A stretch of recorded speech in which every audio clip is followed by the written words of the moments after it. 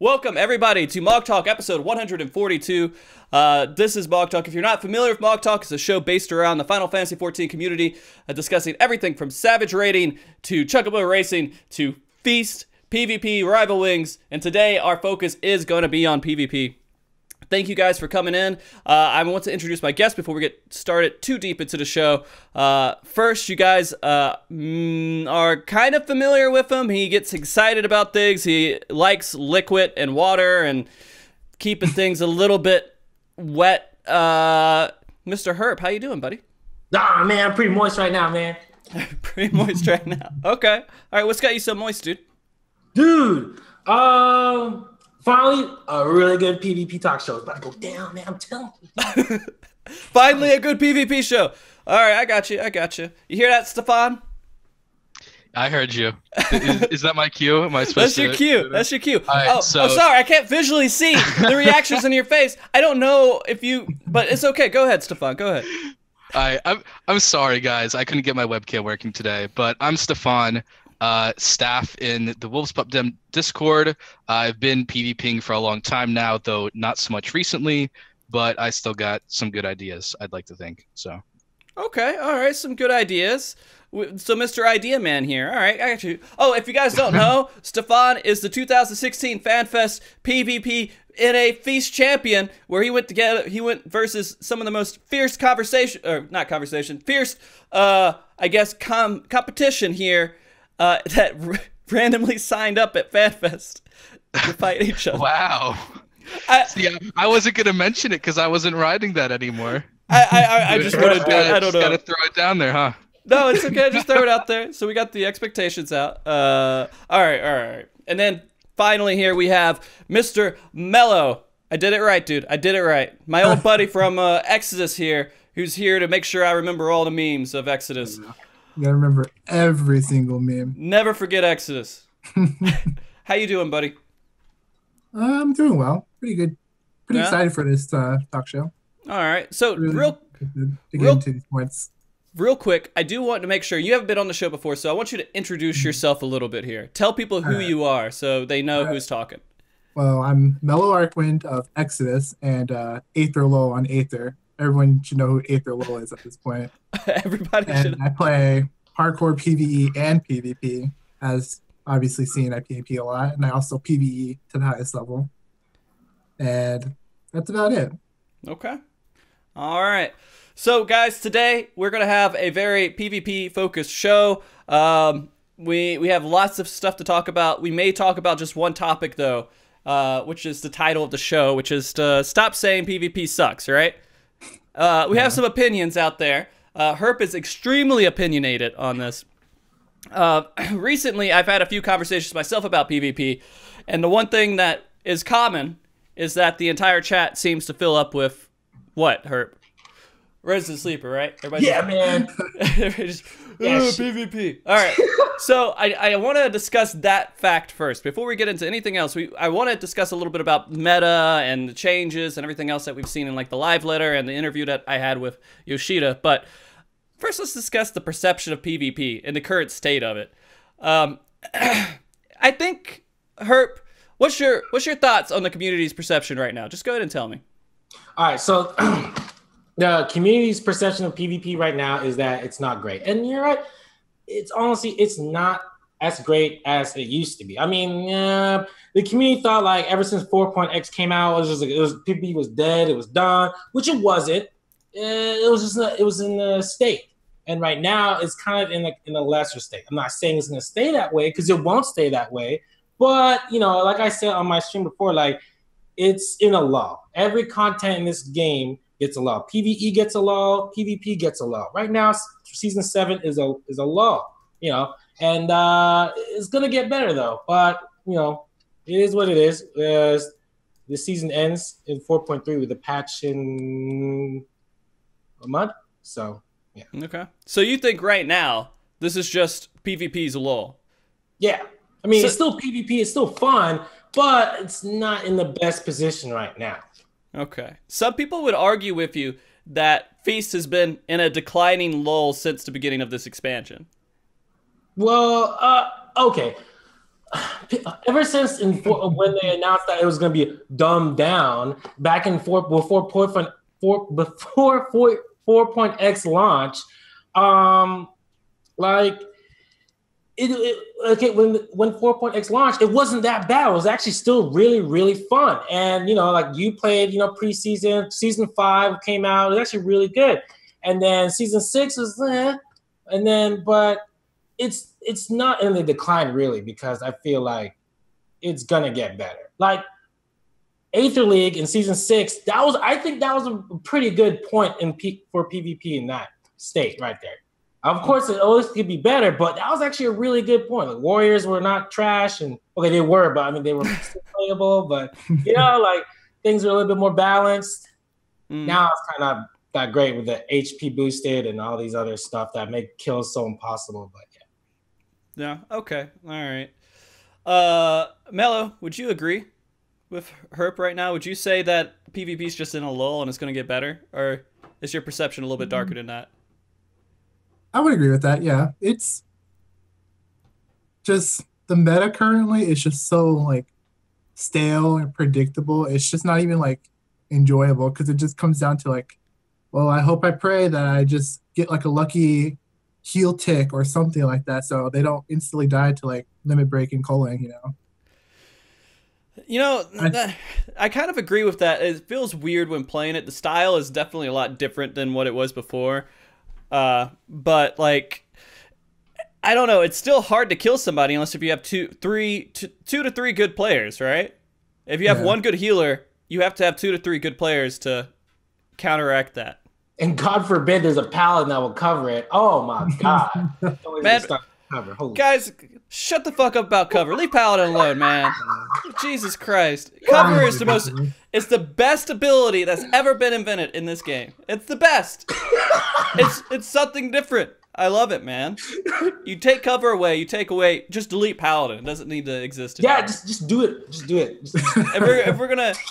if we're gonna take away cover, just take away paladin, man.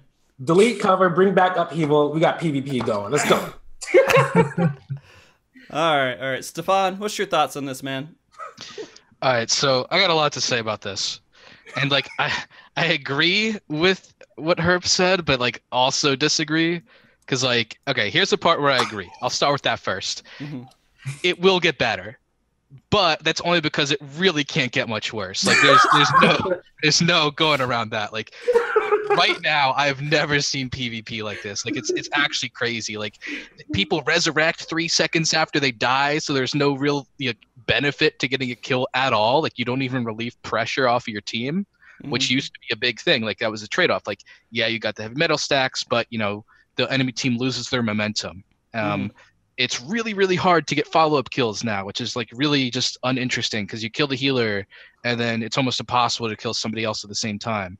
And then of course the fact that kills pretty much only happen in like the late stages of culling is absolutely ridiculous. Because like from a healer's perspective, people just never die ever at all, and then they get melee LB'd and culling 4 in one shot. It's like, all right, that's awesome. Like, great. Yeah, it seems like people could just wait till culling and not really try and just stay alive as much as possible until they hit culling and just roll the dice on who gets the LB off first, right? Yeah, or who doesn't miss their LB, I guess, too. Yeah. Because that happens a lot. But then on the other hand, right, so I'm one of those people, like, my opinion will probably never change. I think that 3.x PvP was way, way better. And I know a lot of people disagree with me there, but like to give an example, like the biggest reason that I like 3.x better is because you had more abilities and you could do really interesting things with them. Like you could have like these awesome grand moments where like you came out on top and you did something really, really cool to make a play happen or to get a win. It's like, for an example, I've played a white mage throughout all of the feast pretty much. And back in 3.x, you had Cure 3. And now nobody used fucking Cure 3 for like any situation. But there were some situations where you could pop Presence of Mind, it wasn't called Largesse back then, it was called Divine Seal. Just huddle up, and then while the entire enemy team with a summoner is AoEing you down, you can just pop some Cure 3s on yourself and keep everybody up. Whereas now it's the gameplay is just so stale. You're doing the same thing every time. If 3.x was chess, right now we're playing Connect 4. It's really, really boring. I gotta say, comparatively to how it was. And now I don't think that 4.0 itself was the worst thing ever, but the changes that they brought on with this recent season and the Crystal Tower training grounds, that was just going in the wrong direction. I feel like they should have started over, having this separate PvP game mode, which, again, I don't ultimately agree with, but if it is what it is, then I feel like they should continue to improve upon that and maybe start slowly adding back in old abilities or new abilities to make the jobs a little bit more interesting and unique. Instead of, it seems like patch after patch, they continue to dumb it down. And I feel like soon we're going to get into this mode where we have one fucking button. Now, I don't think we'll get down to one button. All right, I think we're going to start expanding it. Yeah, I think we are going into this revert. We're hitting this point to where we're about as low and as dumbed down as Feast can get. So we need to start bouncing back up for Feast to get more interesting. And I guess this was what their Square Enix's battle plan was, right? They just pretty much said, hey, let's make this so accessible that anyone can get into it and make it to where anyone can understand the basics. And then once we have that to where we feel like we can get anyone into PvP, just start building it up from there and start complicating a little bit more, adding little different bits of meta. I feel like they should have started that at the end of last season. Instead of going down further with Crystal Training Grounds, they should have probably gone back up with more meta-aware situations to where adding more abilities or adding more mechanics that you have to pay attention to. Because I think the changes they did in 4.0, it was a reset, and they were trying to make something out of Feast, and they had a good platform. They did good. I think that was exactly what they were going for. I know people weren't happy about it, but it fucking... it made it to where people would PvP again. Before, it was like a barrier. I mean... I never want to play Dota 2 ever in my life. I used to play it a little bit, right? But it's so complicated to get into. You have to spend a year studying that game to be relevant in anything competitively with that game. But if you get into Heroes of the Storm, it's a pretty dumbed down version of Dota 2. If you guys can relate to anything I'm saying, maybe I'm... Yeah, I can. And I'd actually like to touch on that point too that you make. So I think looking back, right? So of course, I talk about how I think 3.x is better, and I know it's not realistic for them to ever go back. But here's what I want to say. I think the barriers to entry weren't the way that the game was played itself. It wasn't the fact that you had all of these abilities. It was the fact that, number one, you were locked behind a rank 50 grind for your PvP ranking to even unlock everything and be at your full power. Number two, most people at a high level had to go out and get specifically statted PvP sets to maximize their stats in PvP. And then number three, on top of all these things, you had exclusive PvP abilities, half of which were super overpowered, the other half were almost completely useless and super situational. And yeah, I think that the bloat did hurt, the mode. Having 40 abilities kind of sucked. And then on top of that, needing macros for a bunch of those abilities. So you had 50 or 60 keybinds. But at the same time, the real grind of learning something should be you leveling up that class in the other content in the game, right? So for example, if I play a Dragoon, if I go and join PvP, if I had all of the same abilities that I had in PvE, then I should have a pretty good understanding of how to play it. So I don't think they fixed that issue with the new PvP, because when you go in, it's a completely different game. Your rotations aren't the same, your abilities aren't the same, even though they have the same names. A lot of them interact differently. So I really feel like they should have just changed the 3.0 method and kept the abilities in. But I don't think that it's so much easier now than it used to be, because you are completely relearning jobs. But the thing is, there's not much to learn. So you're not really dedicating almost any time to learning the job. You're dedicating like a little bit of time. Like I could learn all of the abilities to a job and kind of get the concept of how it works within 30 minutes of sitting in front of a target dummy. I think, at least. I would say less than that. Yeah, you're not wrong. Yeah. But I guess my point was just that if you went in the old system and say you didn't have to grind a rank, you didn't have all these PvP abilities to add to your hotbar, you would just know how the job works. And yeah, you'd have to adjust your play style, but at least you knew what all your abilities would do. Okay. Hurt, do you have any thoughts on this? Well, Stefan is right, but I mean, let's be honest. At the end of season 4, PvP was gonna die pretty much if they didn't change anything. And them totally resetting it and because okay, let's be honest. As much as we all want to, we've been playing PvP for X how many years, whatever. We're super hardcore. We know how it works in and out, yada yada. Like this is a casual-based, community-based game. I mean, look at Mog Station, all this other stuff. What the changes, the updates? What do they cater to? They cater to the casuals. So there's no way that with these 40 buttons that, the PvP community was not going to really grow or get any bigger because it's just too much, I mean, it's not bad. It's just not where it should be in this game. And that's why when they changed it to where it is now in 4.x, yeah, it's more accessible even for the casuals. And if the casuals want to get better, then awesome, great. Some of them won't, but it's still there. It's easier to get into now. So, okay. And the Square Enix said, like, yeah, it's like this now, but they made it this way so they can easily balance it. They're taking forever, but they can easily balance because it was what their problem is in 3.x. Well, some of it was imbalanced because they had to. If they changed an ability in PvE, it would affect it in PvP, and vice versa, or not completely vice versa, but. Now they can just update the abilities of PvP strictly just for PvP and not have to worry about things being changed in PvE. So, yeah. All right, Melo, we haven't heard your thoughts on the 4.0 PvP changes and how, if that was really a big mistake or not. I mean, in the beginning, everyone was very, oh my God, look at this 9 buttons, that's insane kind of thing. Like everyone was freaking out. But honestly, I think I don't know if it was the patch before Crystal Training Grounds or the patch before that, but I honestly thought it was really good. Like, I felt like everyone got used to the PvP a little bit. Everyone got used to it. The games were like, everyone kind of knew what they're doing a little bit. Everyone got used to how the system works at this point. And, except for like a few grumpy old people who go in the tryhard Discord, 9 buttons! That's all they would say. It's just 9 buttons, and then like leave.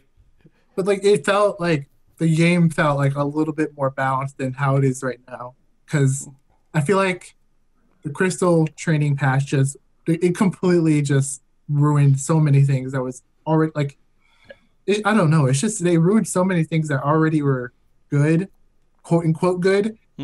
And they just made it even worse.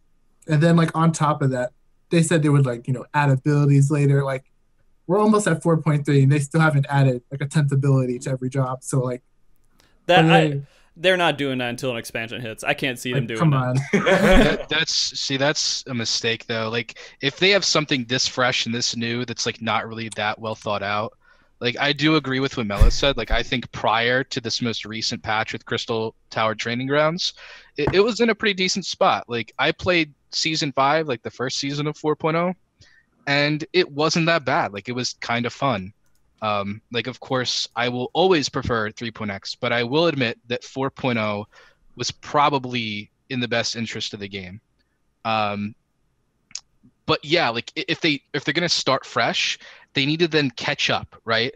Like they need to see like, okay, here's maybe some things that we could improve on. Here's some abilities that we should add back in, and it's already been said on this show within the 20 minutes that we've been talking, but like it's super basic gameplay. It's like playing, you know, rock, paper, scissors, or like, you know, you're trading cooldowns is basically what you're doing. Like I'm throwing out, you know, protect on somebody to, you know, get rid of riddle of fire. And there's just not a lot of interesting choices to make. And I feel like even just one or two more abilities could really, you know, spice it up a little bit. Mm-hmm. Yeah. I think it's how you react, not just when you get into the real meta of the game, you're reacting to other people and their abilities, and that's supposed to what brings it, differentiates. There we go, differentiates the good players versus the bad players. The good players know what the other player is doing, so they have a lot more than 9 abilities to focus on. They need to figure out how their 9 abilities are going to face against the other 9 abilities of the other 4 members against them. And plus, they got to look at their team and figure out when they're doing things as well. So when you get into the meta, it kind of, I think, negates a lot of the complaints about having 9 buttons, in my thought and opinion. And I know, you know, back in 3.x, that was a little bit different, because then you had a lot more going on. It just made the meta that much deeper. The meta's not as deep as it was before, but I think it's at a good swallowable size, if that makes any sense. Mm-hmm. Yeah. But okay, all right. So the other thing that I wanted to talk about is really just how every single person that is even in the community right now, that their common response is always going to be PvP sucks. They don't think about it. They don't understand it. They don't play it. They don't do anything else. They just hear from another person, from another person, from another person that PvP sucks, right? That's just what it is. But that's the other part to that is everyone who likes and enjoys Feast, they're going to constantly say PvP sucks because it's not 3.x or it's not something that they're used to. And so we have this like huge echo chamber that someone says PvP sucks. It's going to bounce off the walls 500 times and everyone's going to agree. And then no one cares about PvP anymore. The interest is not there. When new Feast changes happen and makes it better, the echo's still happening. People are still saying PvP sucks, right? Mm-hmm, yeah. So Well, even if it did get fixed, what's going to happen? Well, that's where it comes. Go ahead, Melo. No, you go. Good. Well, that's where it comes with people like us, bro, that, you know, like, who keep it going. Someone in this community, people in this community have to, like, keep PvP, whatever, their heads up. You know what I'm saying? For example, me, like, yeah, you know, I feel an echo too. I watch Mr. Happy shows, and you know, I see people on Reddit, Resident Sleeper this, Resident Sleeper that, you know. Then yo, even in the own Discord, I got my own friends in the Discord be like, oh man, PvP's boring. Oh, PvP sucks. Oh, that's why I only do shatter. Oh shit. Well, no. Screw that, man. PvP is still fun, and it's the people that still queue, that still play it, need to keep the community high, because it will get better. It will get better. Yeah, right now it's Diadem right now. Like, you know, every update, this is like when they release Diadem and PvE and it shat on itself. Well, yeah, it happens. Season 7 is basically Diadem. What's gonna happen? You know, now they got Eureka. Now Eureka's kind of cool. It's cool. That could be Season 8. We'll see. But right now, it's got to keep queuing, keep having fun, and enjoy it, because it's still, no matter what, it's still PvP. If you don't like it, then shut up. Especially with Discord. I know you know who you are. The people in Discord saying PvP. Discord? Stuff. Yeah. You guys try too hard, man. But no, like, I think we just need to understand what we're saying instead of just being like people who are constantly just complaining and just saying, oh, it sucks. Just say, man, I enjoy Feast, but they need to change this and this. Or like, just complain about the things that matter. And when you enjoy it, say you enjoy it. I mean, when I do Feast, I still enjoy it. You know, I'd rather things be different, but I can go in the Feast and I can have fun, and I can get angry that I didn't kill someone, or I can get happy that I killed someone, or I can limit break somebody and then they don't get covered and then say fuck cover and stomp on the floor like 500 times and be just happy about it, because it still has that feeling of PvP. Yeah. So I don't know. I still, if I do it and I get in there and I play it, sure, there's some things that are not what I want it to be, but man, I have fun. I do. Yeah, I feel like I have fun. Like, yeah, I guess a culling 5, and you're like, oh man, yeah, shit. Who's gonna get it up first? And then you win. Yeah, man, you still got that flavor, dog. Yes, is that satisfaction. get spanked. You know what I'm saying? It's still there. Right. It's just different. But after you have that, you're like, you're done. You're like, man, PvP sucks. All right. Oh, jeez. Okay. Stefan, I don't know if you agree with what I'm saying at all. I actually, okay, so I have a slightly different opinion. Okay. Herp, I'm sorry. I think Go. is honestly, right now, the worst that it's ever been. I think it's worse than 2.x Wolves Den, honestly. My own opinion. Sorry, Herp. But here's why. Right? So, Rival Wings. So, I personally don't like the mode itself, right? Like, I think that game mode, that map sucks. But I see that some people do like it. But here's the reason that PvP is in a bad spot right now. Square Enix keeps making these systemic mistakes that negatively affects PvP. Like, why is Rival Wings on a different, like a different mode than the rest of the Frontlines maps? If I queue into Frontlines Roulette, you can't get Rivals Wings, and it killed the mode in like a month because you have to specifically queue into it, and you get less rewards from it. So it's like these super like, it blows my mind, like how they overlook these things over and over. And I'm really glad that Herp is like personifying what I'm saying right now. Yeah. He's doing such a good job. He's having to be the camera for you, yeah.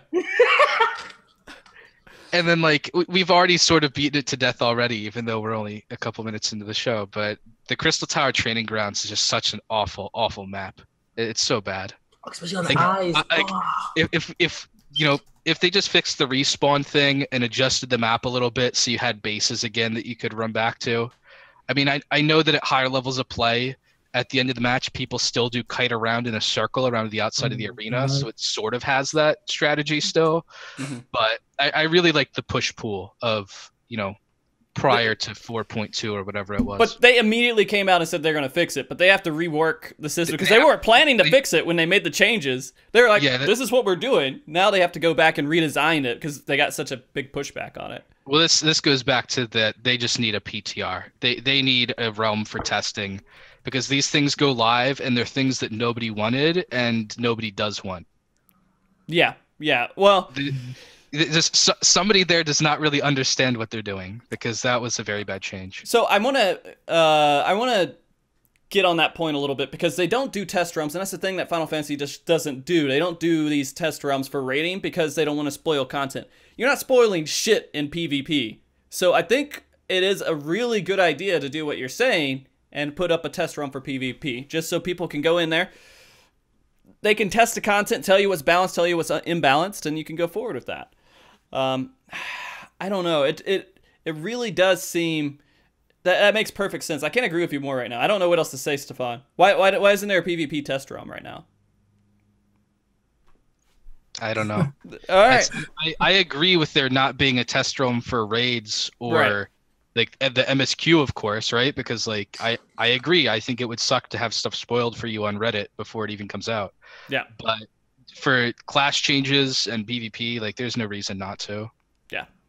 All right. Well, there you go. There's another suggestion for us to send Square Enix's way. Whoever from Square Enix is listening to this, please take this and run with it.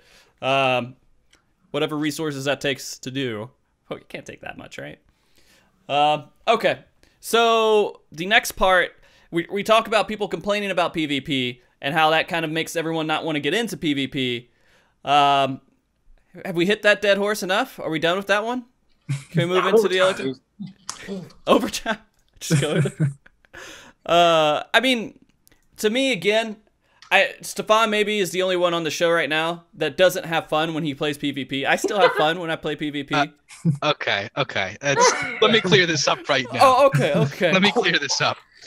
I have fun, but I don't think that the gameplay is compelling enough to keep me interested for all day like it used to. Like I used to stream for like 8 to 12 hours straight playing nothing but Feast. Now I go in and play for like an hour at a time. Okay. And it is still fun, but like every match is almost exactly the same. Yeah. Okay. So we all still enjoy Feast. And so I think the idea is that we can say PvP's not shit. PvP's doesn't suck, but PvP can be better for sure. 100% needs more attention. Needs people that like a dedicated. Again, we need people who are going out there and saying, "Hey, here's the feast changes. This is what we're doing. We heard this," and just have that community representative that is literally the only job they have. They don't do anything else. They're just feast, and they're staying in touch with the community that works with feast. And I think that would change the entire atmosphere. Yeah, I agree. Okay, so let's go into some actual topics about PvP. So again, Herp knows this best. If Stefan knows this pretty well too. I had an interview with Yoshida about many things, raiding and blitzball, and we had a PvP section, and I did a show on it. And when we went over to PvP section, it wasn't good. People weren't happy about that discussion, so I'm going to bring that discussion back.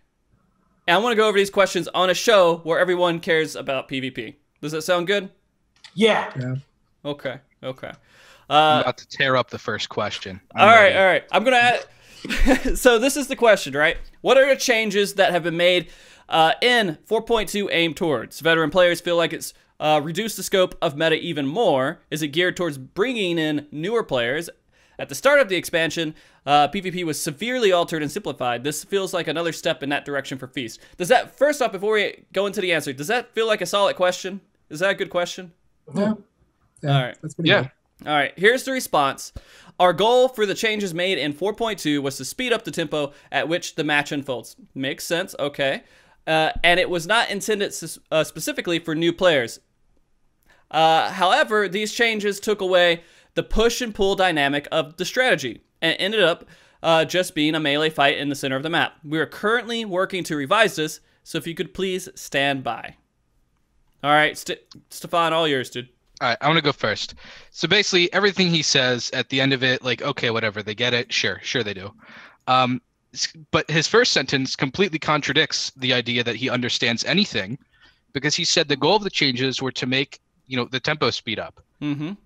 Like, am I fucking high or something? Like, what is? Okay. Like, if you look at Crystal Tower Training Grounds, this is the slowest PvP has ever been in the history of its existence. Kills don't happen until you get to culling. Mm-hmm. You need like a 100% damage boost for uncoordinated pugs to get kills. And if there's a paladin, you just don't get kills. It just doesn't happen. Let's rewind it before the changes happen. And we knew what was going on. We knew that push and pull was leaving. We knew we were all going to the middle. Did it seem like the idea was to have quicker matches? Not without the results. No. Without what we know. You don't think that putting everyone in the middle to fight and then instantly get back up and keep fighting was supposed to do that?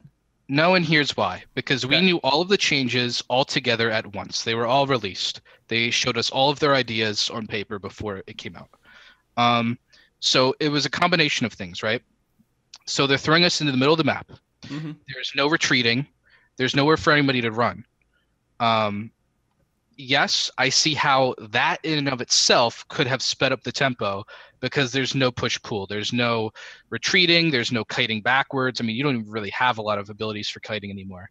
But then they also showed us light metals. Light metals is probably the worst thing that they have ever put into this game, period. It is Lords of Verminion level of dumb. So to explain what light metals is, if you die, you then get a buff on yourself to where you take less damage so that you can't be killed again. Well, here's the thing. It slows it down for one side, but the other side's still going, right? And it speeds it up for the other side. So the tempo technically could still go. It just goes in the other team's favor that had someone die. Right? I mean, I guess. I mean, but here's the thing, like, if you kill the black mage and then the tank picks up the metals, like, that one kill, like, in that instance, it doesn't really speed it up at all. It just slows it down, because it's not like you're going to go killing the tank with 2 stacks. Mm-hmm. I mean, you can, but most people don't. Yeah. And so, but you're still down. The other team needs to push and pressure and figure things out to kill somebody, right? And so, I don't know. I feel like the idea was there still, but okay, so then it goes deeper, right? We're not at the bottom of the rabbit hole yet. So then on top of all of this, we have adjustments to player stats. pretty much every damaging ability on the DPS classes got nerfed, right? Monks in particular got completely neutered. Poor monks. And then, oh, but they got potency added to wind tackle. Oh, that makes it better. Yeah, fuck off. And then sound a little salty there. They were the weakest melee to begin with. I don't know why they got nerfed. And then they buffed HP pools. And then they buffed Paladin. I didn't expect to see that. I really didn't expect to see that. I don't know why. Yeah, that change happened, but it is what it is, man. This is why we need our test server. Go ahead. Yeah, I'm just gonna say it's all these things together. Where like I really am curious how they tested this and said yes, this is faster than before. Like they must have very, very bad tanks and healers or something.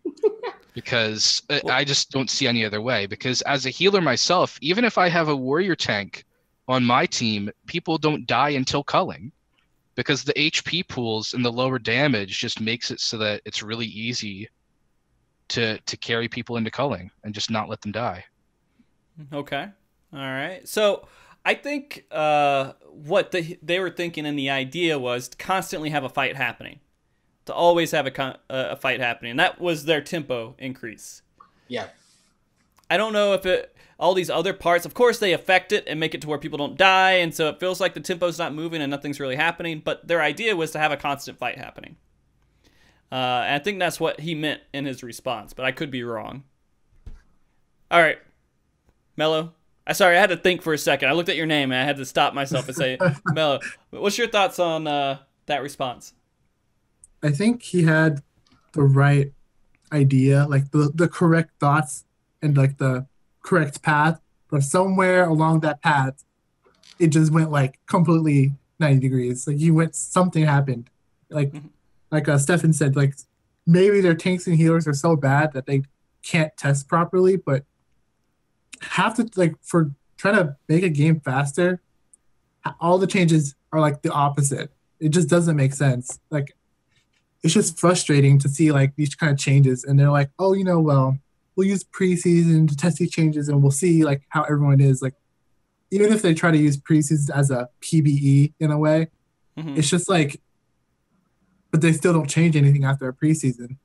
And just this Crystal Tower map, just the light metals and Crystal Tower map alone are like killing it. Just those two things by themselves are killing this game right now.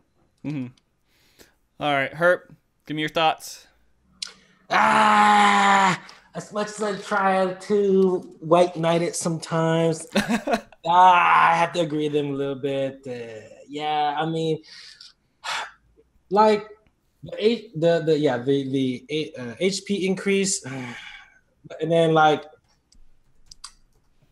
my biggest gripe is that the map is too damn bright, man. It's like fuck, I can't scream.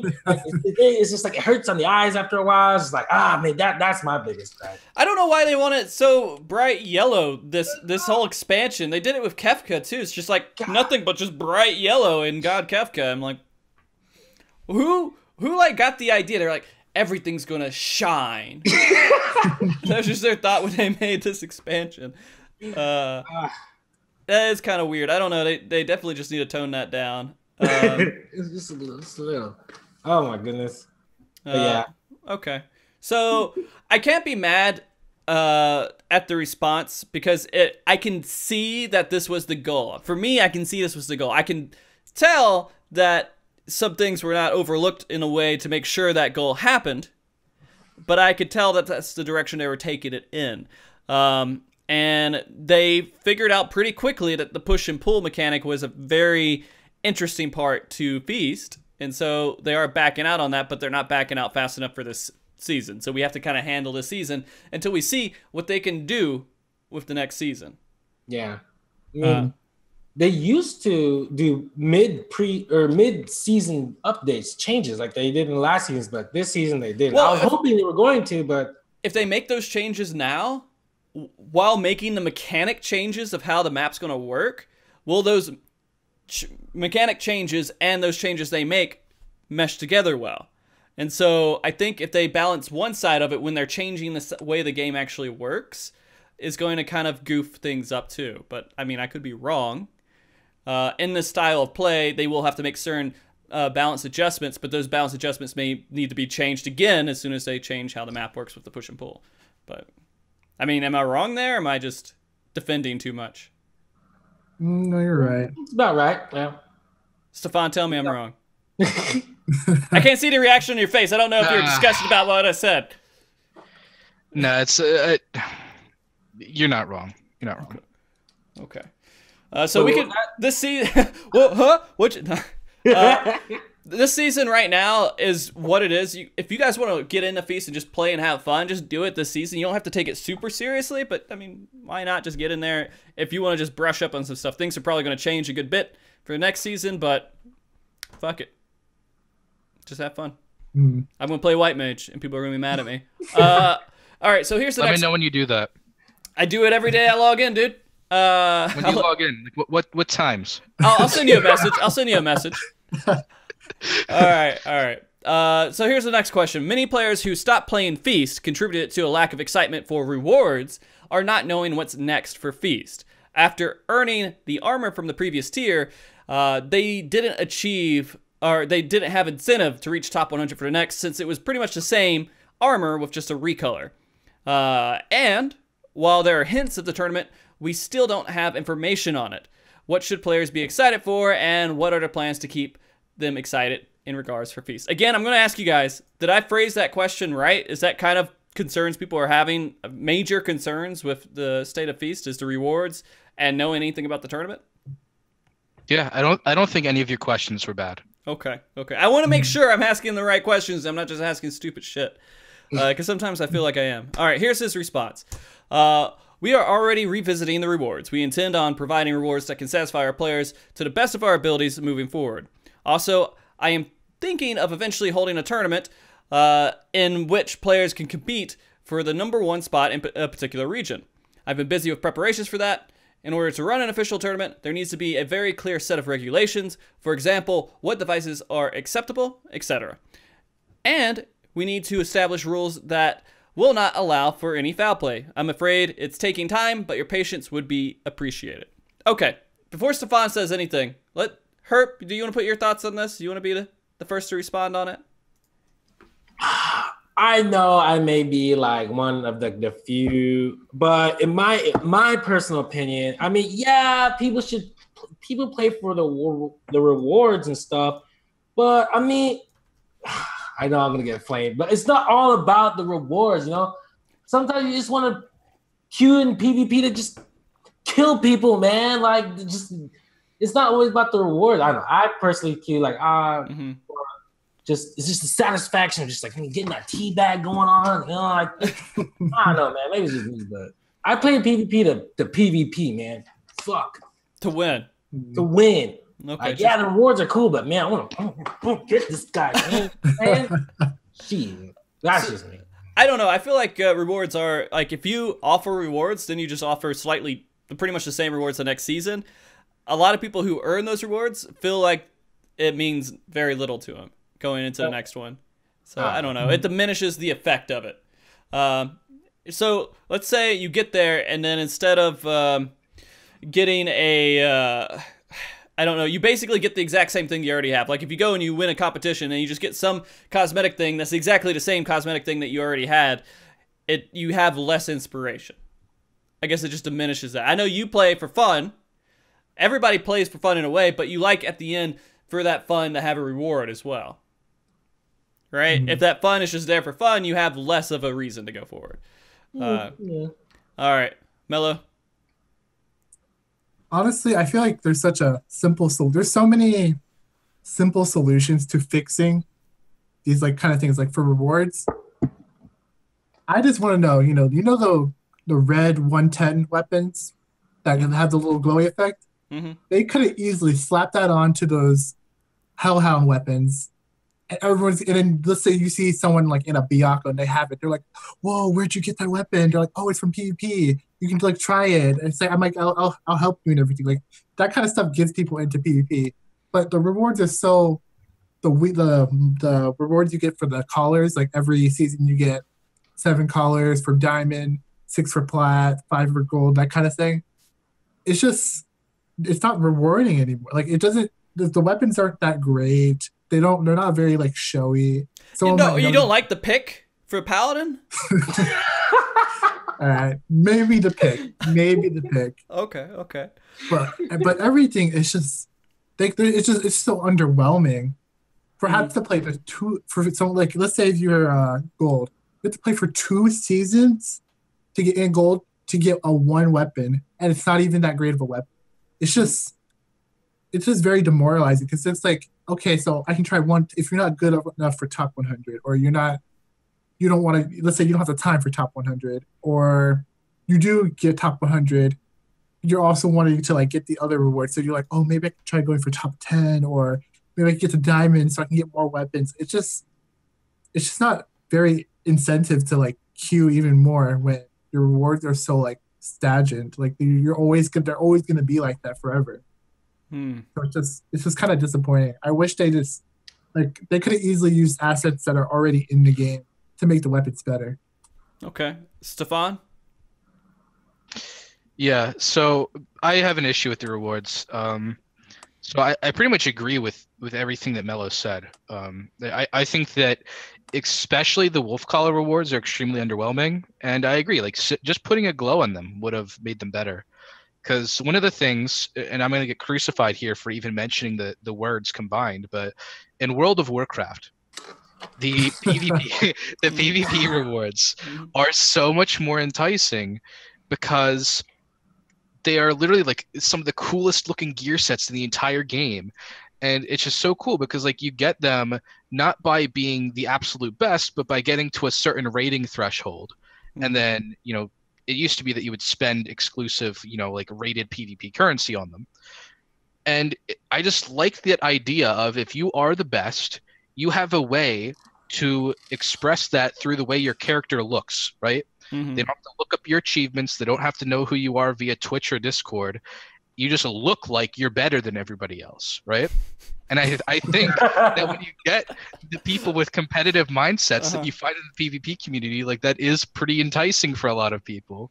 Because I know now I started playing PvP when there was no good rewards, right? I played in Wolves Den before Feast even came out. So there was like no incentive to play PvP at all. I played it just for fun. But then when they showed that picture, that little sketch of the dude with the fucking WWE wrestling belt and the cool Kirito coat with his fucking crown on, I was like, oh shit, we're going hard on this. And like the rewards were definitely a motivator for me to get very good at the game. And now my idea, right, would be to add a couple new rewards that are just variations of current rewards. So it wouldn't take a lot of additional development time from the art team. So here's my thoughts. When you play ranked PvP, when you go into Feast and play ranked, there should be a new currency. You should also be able to get this currency from the daily frontline roulette in a small amount, like 100 every day or something. Call it like, dire wolf marks or something, or like hound marks, whatever. And what you would do is you would take the current wolf mark gear, make it undieable or something, or just regular as it is. And then you add that same set. So maybe it looks exactly the same on a model, but then it's a dieable, or then it has additional glowy effects on it, like the dire wolf gear used to have back at level 50. That stuff is only purchasable via this new currency. Right? So that way, even if you're not in top 100, even if you can't push to platinum or diamond, you still have a reason to queue up and you get something from it, something that you want. And then as far as the wolf collars rewards go, I really, really think that they should have a tiered system or just something that's better than what they have. Because right now, like I have my wolf collars sitting in my inventory unused, hoping that something new gets released. Yeah, because those weapons look so bad. I'm sorry. They're pretty bad. And then one more thing that I want to touch on with the rewards right now that I'm not happy with is just their choice of rewards for the top 100 this season. So this season, for those that don't know, the reward for getting top 100 is this scientist mount from a character that is vaguely in the main story quest for Stormblood. Now, I have a couple issues. Number one, the main people that want this mount were the people that were super into the MSQ and enjoyed the character, and like were a fan of the character. Number two, what the fuck does this character who is a Garlean scientist have to do with PvP? Like, what the fuck? Yeah. So basically, it's this reward says, hey, if you play PvE, you should check out our PvP. That's what it's saying. Is like, hey, you guys out there that are not participating in PvP, you're out there, you actually enjoy the story and the PvE aspects of the game. Come do PvP if you want to have this mount. I know you like it. No, So, see, I don't agree with that. See, because like, and here's my idea, right? Whenever I criticize something, I always want to have like an alternative solution or like a suggestion, because I think that that's how it's constructive. Mm-hmm. I would have liked to just see different iterations of Hellhounds or something, so that they don't have to continue to develop new things for every season, because I know that that's always something that they have to look at. But if you just, and not just different colors, right? So I sort of liked the difference between the Hellhound and the Feyhound, and that, you know, they were like vastly different colors and almost looked like an entirely different creature. But what if you just had armored Hellhounds, right? And the armor of the Hellhound changed every season. So the skeleton and the model of the thing were the same, but maybe the color and then just like some of the things on it were different, right? Mm-hmm. Or you could have just given a falcon or a raven mount, or like something that is relatively relatable to PvP in some way. Yeah. Right? Yeah, or they could have. Here's the other thing, right? So, and this isn't me going on like a binge or some sort of, not binge, a rant about Mog Station. But there's some really good shit in Mog Station. They put some strong assets or some resources into making these assets that are in Mog Station. Man, you could turn into fucking Bahamut and blow the hell out of your area around you if you buy a certain thing in Mog Station. If you had rewards like that, I feel like that would promote the content a little bit better. Yeah. Right? I put the PvP equipment on Mog Station and give me that emote. Alright? I feel like that's a fair trade. Or the stuff that you get has to stand out well enough, but the other problem is that it can't last. It has to diminish in effect, right? And so the way to make it diminish is by making it accessible for people in the future. Making it like where you don't have to be the best of the best to have it in the future. And then make the next set the best of the best looking cosmetically be something that, I don't know. You just have to. See, it's hard. It's a hard climb. Here's the thing. I don't really agree with that. And again, I'm going to cite the game, so I'm sorry. Okay. I really like the way that Warcraft does it. Mm-hmm. The best of the best people get titles, which reset every season. So say you get Diamond Wolf or you get Leader of the Pack or something like that. When the new season comes out, you can keep it for that season, but at the end of that season, it resets. So if I get Diamond Wolf, I need to get Diamond Wolf in the next season too if I want to still have that title, right? No, that makes sense, but I don't think titles anyone really pays attention to titles too much. Oh, they absolutely do. I don't know. I think you have to make it like a paragraph. I don't know. Definitely people pay attention to titles. At least PvPers do. Like, so many people that got Diamond wear the Diamond Wolf title. So many people wear bronze. Okay. That's true. Okay, let's put it this way. Bronze is harder to get than Diamond. Some people actually use the Beta Wolf title. It is like the sound and what it actually means is probably like one of the worst titles in the game, but people still wear it because it's hard to get. Mm-hmm. But another thing is you can turn that off on your settings too and be like, that's true. So it doesn't have that strong of a value, I think. It's there, right? But they have to make it sound cool. They have to say, God Diamond tier Ultra Max or something. Like, I feel just saying Diamond is like, okay. Do you know what the German translation or the German version of Beta Wolf is? What? Feast Champion. Okay. That would be very good. That would be better than Beta Wolf, 100%. All right. So I do want to get to the second part of this question here, because that was literally one sentence, which he responded, we are revisiting the rewards and intend to, on providing rewards that satisfy our players to the best of our abilities moving forward. So they are revisiting. He's saying that he agrees they're not great. That's basically it, and that he wants to make it better. The next part, he goes into the tournament part, which is, I think, the end game of Feast, right? When you think about doing competitive things, you want like an end game, like you go and you're like, all the best players are fighting each other, all the best players are, hitting each other. And there's a few things that concern me about what he said. He said, first off, I'm thinking of eventually holding a tournament in which players can compete for the #1 spot in a particular region.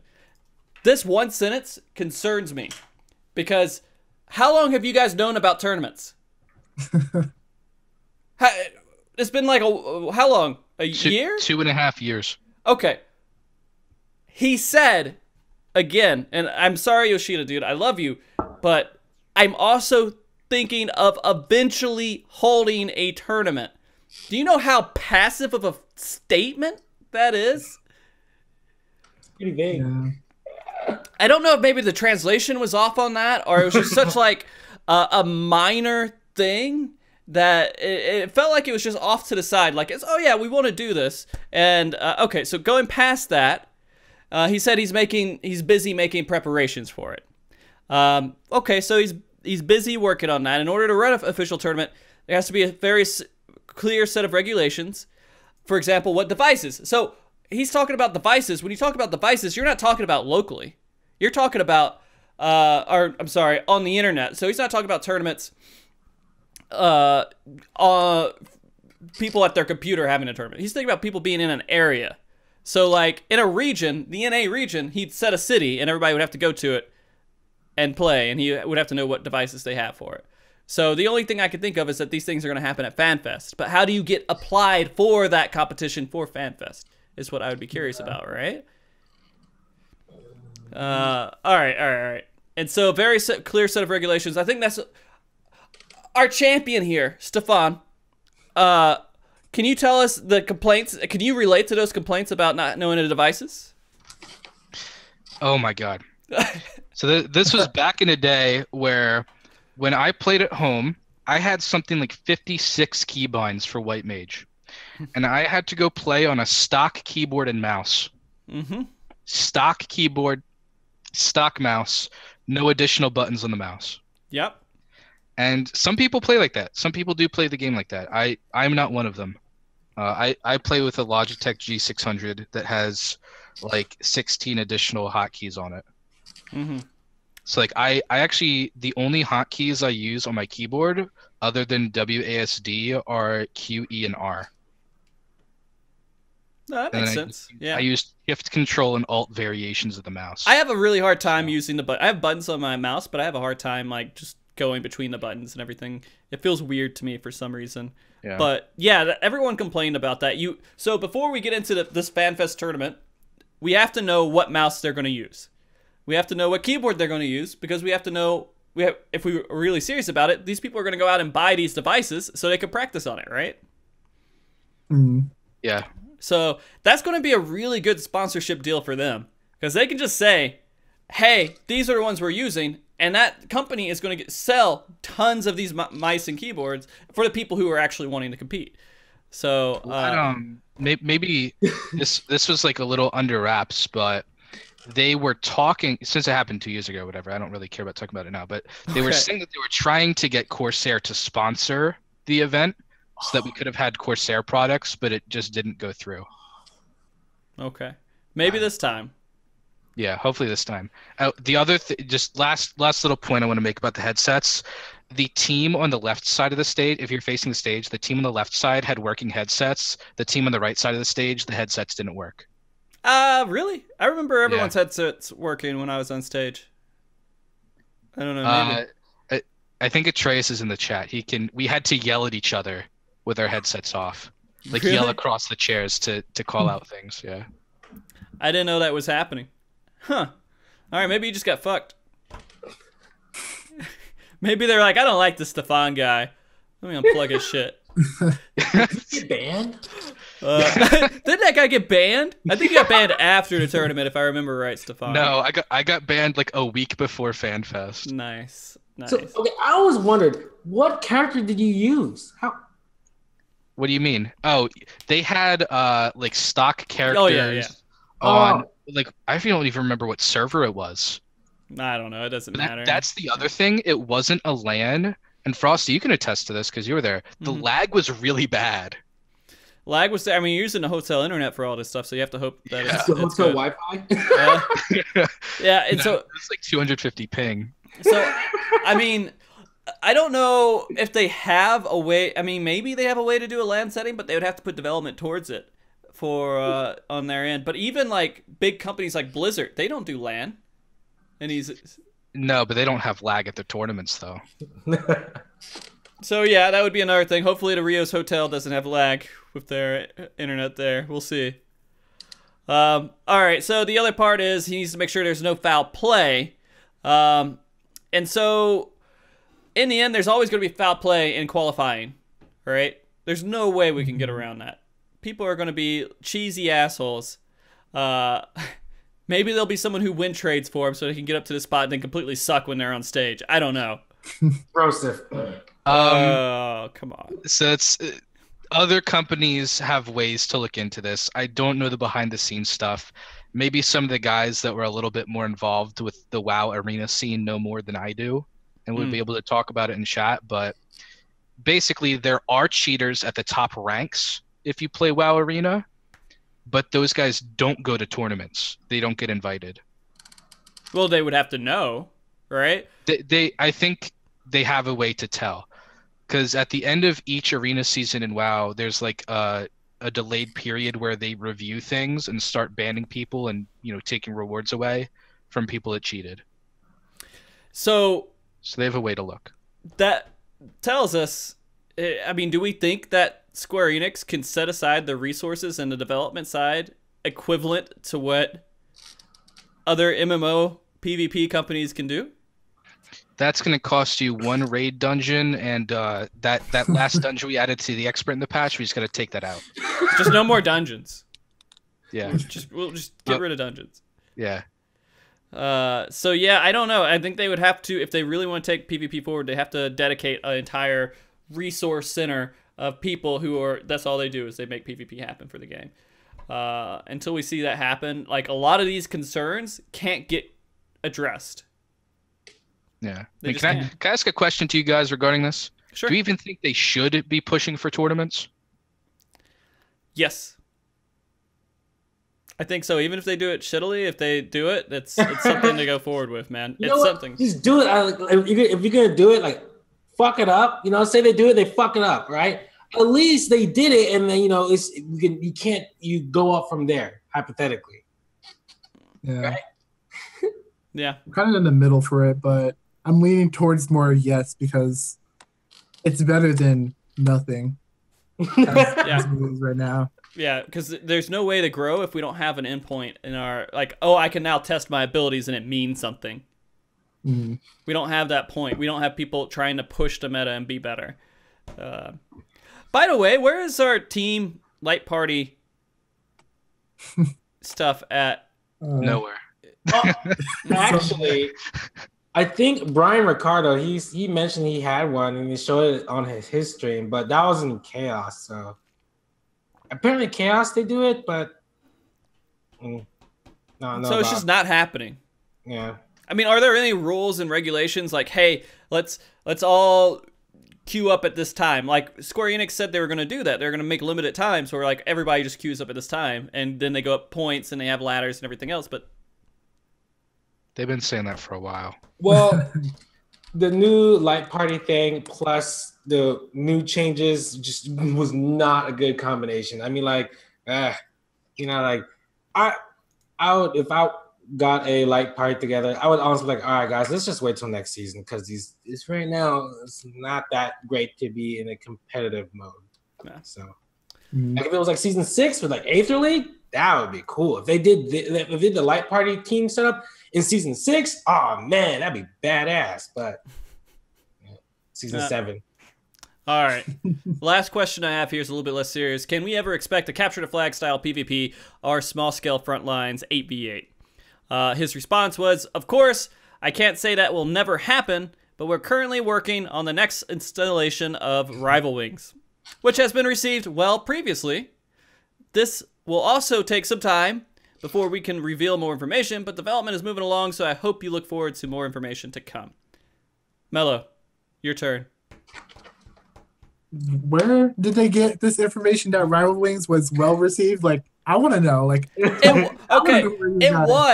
guys, it was pretty well received by a lot of people. Who? By a lot of people at the start of Rival Wings. It was a lot of people were like, "Man, this is fun. This is neat. This is interesting." And then bots and a few other people got involved, and it killed it. And then people got all their mounts, and then it kind of died out.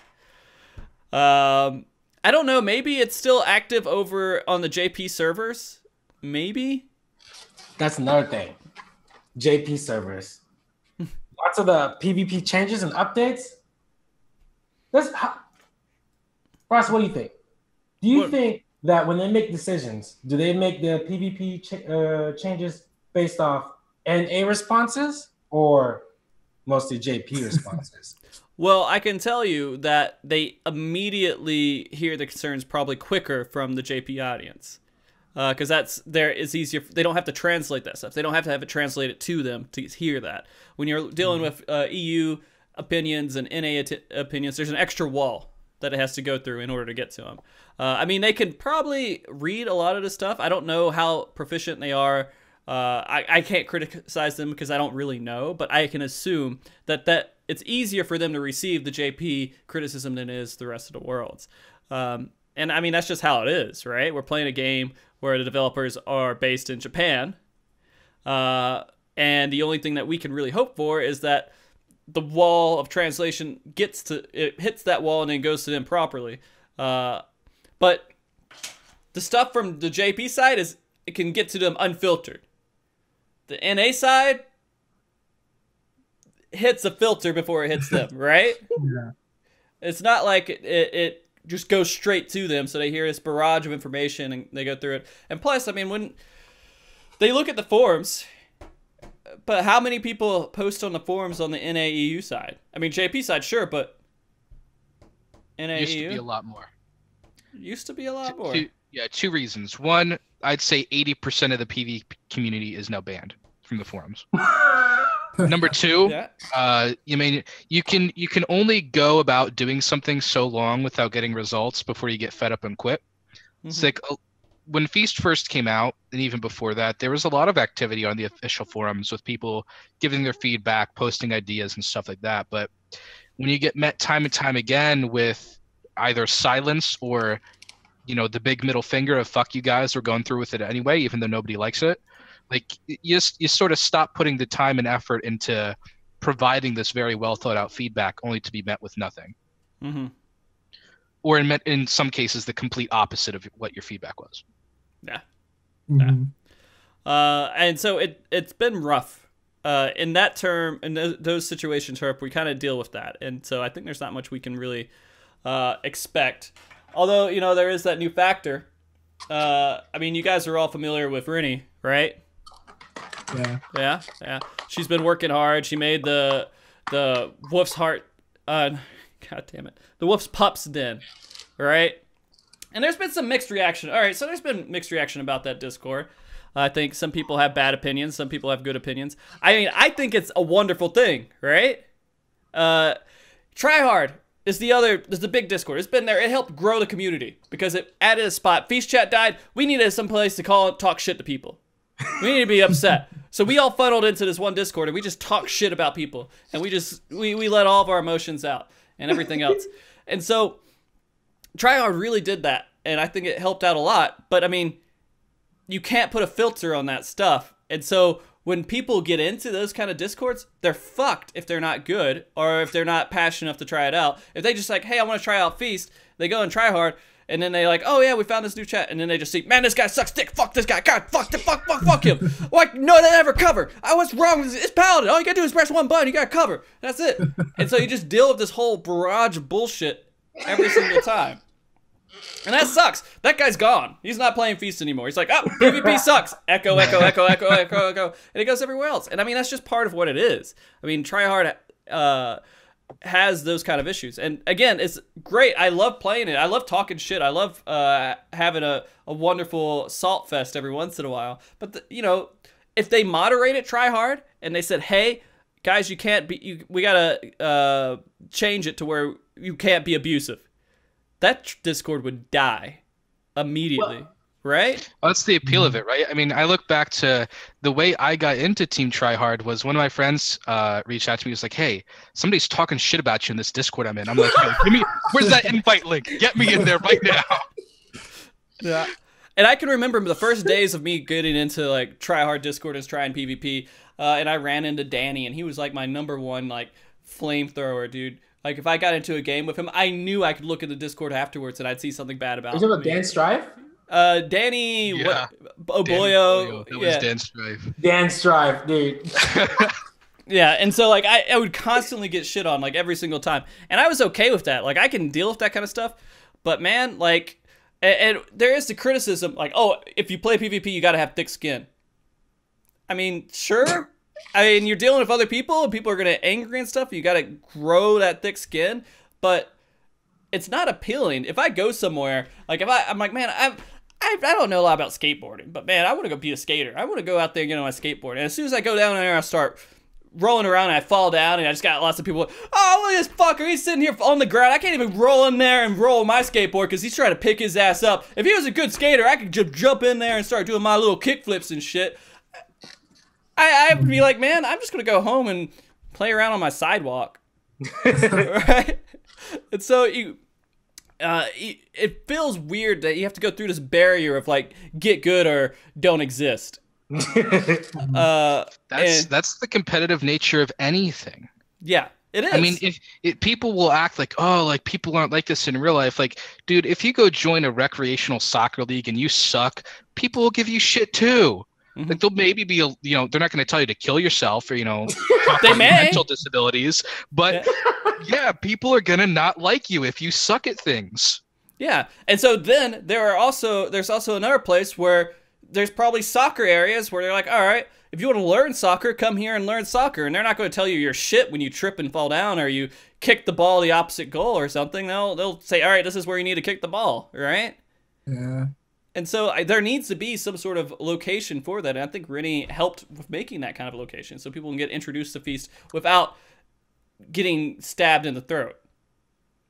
Yeah. Can I say something about that? Sure. Actually? Yeah. So for me, I think both Discords have to coexist to balance certain things. Like, I feel like one Discord would not work without the other. Like, there would just either one of them would spew into each other if it was like unbalanced. But I feel like you have to, like, right now, people are gonna be like, oh, Baby Rage, Wolf's Puff Stands too safe. Oh, Baby Rage, Team Tryhard's too mean. Like, yeah. Like, I've had so many like people like on Primal, like, oh, I would DM them like, hey, I noticed you were doing this and that. I wouldn't link them to Team Tryhard. I would give them my in-game like tips. And then I would like, hey, you should join Wolf's Pup Stand. They're really nice, and they have a bunch of people, willing to help you and learn the game. And they're not gonna flame you for like trying to actually learn. Like, some people, like most 80% of the players that I've come into that are like that people rage about in Team Tryhard, they're just really. I DM them. They're just new players, and they honestly don't know like certain things. They just straight up don't know, and they want to learn. So I would link them to Wolf's Pup Stand, and I'm like, hey, yeah, you can learn a bunch of stuff in here. You can ask mentors. There's all these like tools. There's a knowledge base. But then it also comes down like, if everyone was in Wolf's Pup Den and there was no Team Tryhard, there's just no way all of that like flame and be people just not being filtered. There's no way it wouldn't overflow into there somehow. Like the post game chats, it would definitely overflow into that. So I think both Discords balance each other out in the best way, and I'm very proud. This is back to the main topic. Proud that Rennie worked really hard to get this job at Square Enix as community manager for North America. Yeah. That she worked really hard on Wolf's Puff Den, and it had some issues. We got through those issues. Like it did really well, and I think right now it's like in a really good state. And so I'm happy that she got the job over there, because that means great things for PvP that we can hope for, right? And I know her job over there is not Feast, right? She's a community manager. She's going over there. She's not, the Feast representative, but she has a strong opinion on it. I know there's Clemente is also one person who on the EU side who's passionate about it, but it's gonna be good to have Rennie over there for the NA side of everything. And I think that she's going to be able to, put some input. She has a lot of experience with the community. She has a lot of experience with playing the game, so she can actually put some valid responses out there. And I hope that we can support her with that, because she deserves the support. I mean, it's not like she just is some random piece of shit who got popular and she's like, oh yeah, I'm going to become a community manager. No, she worked to understand what she was doing, and she, I don't know if this was like a, her thoughts all along, or it just came in, hey, you're doing a really good job. We know who you are. You've worked at Riot Games. You have lots of experience doing this. That's how she got the job, right? And so, I don't know. I support it completely. Stefan, any other thoughts on that? I just want to say I completely agree with what Melo said about Team Tryhard and Wolf Pup's Den just being like yin and yang, right? Or yin and yang. Yeah. And I do want to say, people say the Wolf Pup's Den is the safe space. But for people like me, Team Tryhard is the safe space. That's the place where I can go and just like unfiltered. Like if I get a warrior on my team, I'm in there like, yo, Adrian, you motherfucker. It's your safe place to be a piece of shit. I got you. I mean, it's trash talk and competitiveness have gone hand in hand since the dawn of time. Like nobody's going to change that. And it's great that there's a space now for people to go there without having to worry about that, because I think it is a lot easier to learn for many people without the factor of, your peers being toxic towards you. But you need a space to talk shit, and Team Tryhard is great for that. Yep. All right, honestly, it's not that bad. Team Tryhard is not that bad. It's only like a select few. Those select few are pretty loud. Yeah. But no, I agree. It's not. I mean, people are civil. People talk. I mean, there's lots of people in there, and they'll call. Like Danny got banned for being, who he was, right? Yeah. The worst. Historically, the worst people have been banned from the Discord. Right. There are limits. Yeah. I mean, it's not like it's just a free for all. Just how can we say the most horrible thing possible after a match? It's like people are upset, and we understand people are upset. It's not. People are upset, then are free to sit there and just shit for the rest of their lives in Discord. Although sometimes it feels like that, but we all know in the bottom of their heart they're just they're upset they lost. There's a select few that. I got you. All right, so yeah. With that being said, I think a lot of the things that we can expect for the future of PvP do have a lot of positive outcome, a lot more positive of an outlook than what I thought of before. Like, I feel like right now we can start moving forward pretty well. And I hope really great things for the FanFest PvP involvement in there too, because we have people on board who understand what we need. Right? Yeah. Yes. All right. Okay, so that's the interview. We've spent like so much of the show talking about these two topics. Let's see if we can hit this next one, which is a live letter stuff, which is actually very minor, it seems. One, we already talked about the training grounds. Wait a minute, training grounds map revised? I think that was his comment about possibly bringing back the old spawning. Okay, so that's the push and pull. It's not just training grounds, it's like everything. Okay, I don't know why, but it's up in the air. That's my interpretation personally. Nothing was confirmed. Okay. It is as vague as it sounds. Okay. Then the other part about live letter is the frontline rotation changed. Rival Wings getting into the rotation, right? Did they say that? I didn't say it, but that's what we can expect. That's what we can hope. I'm not expecting that.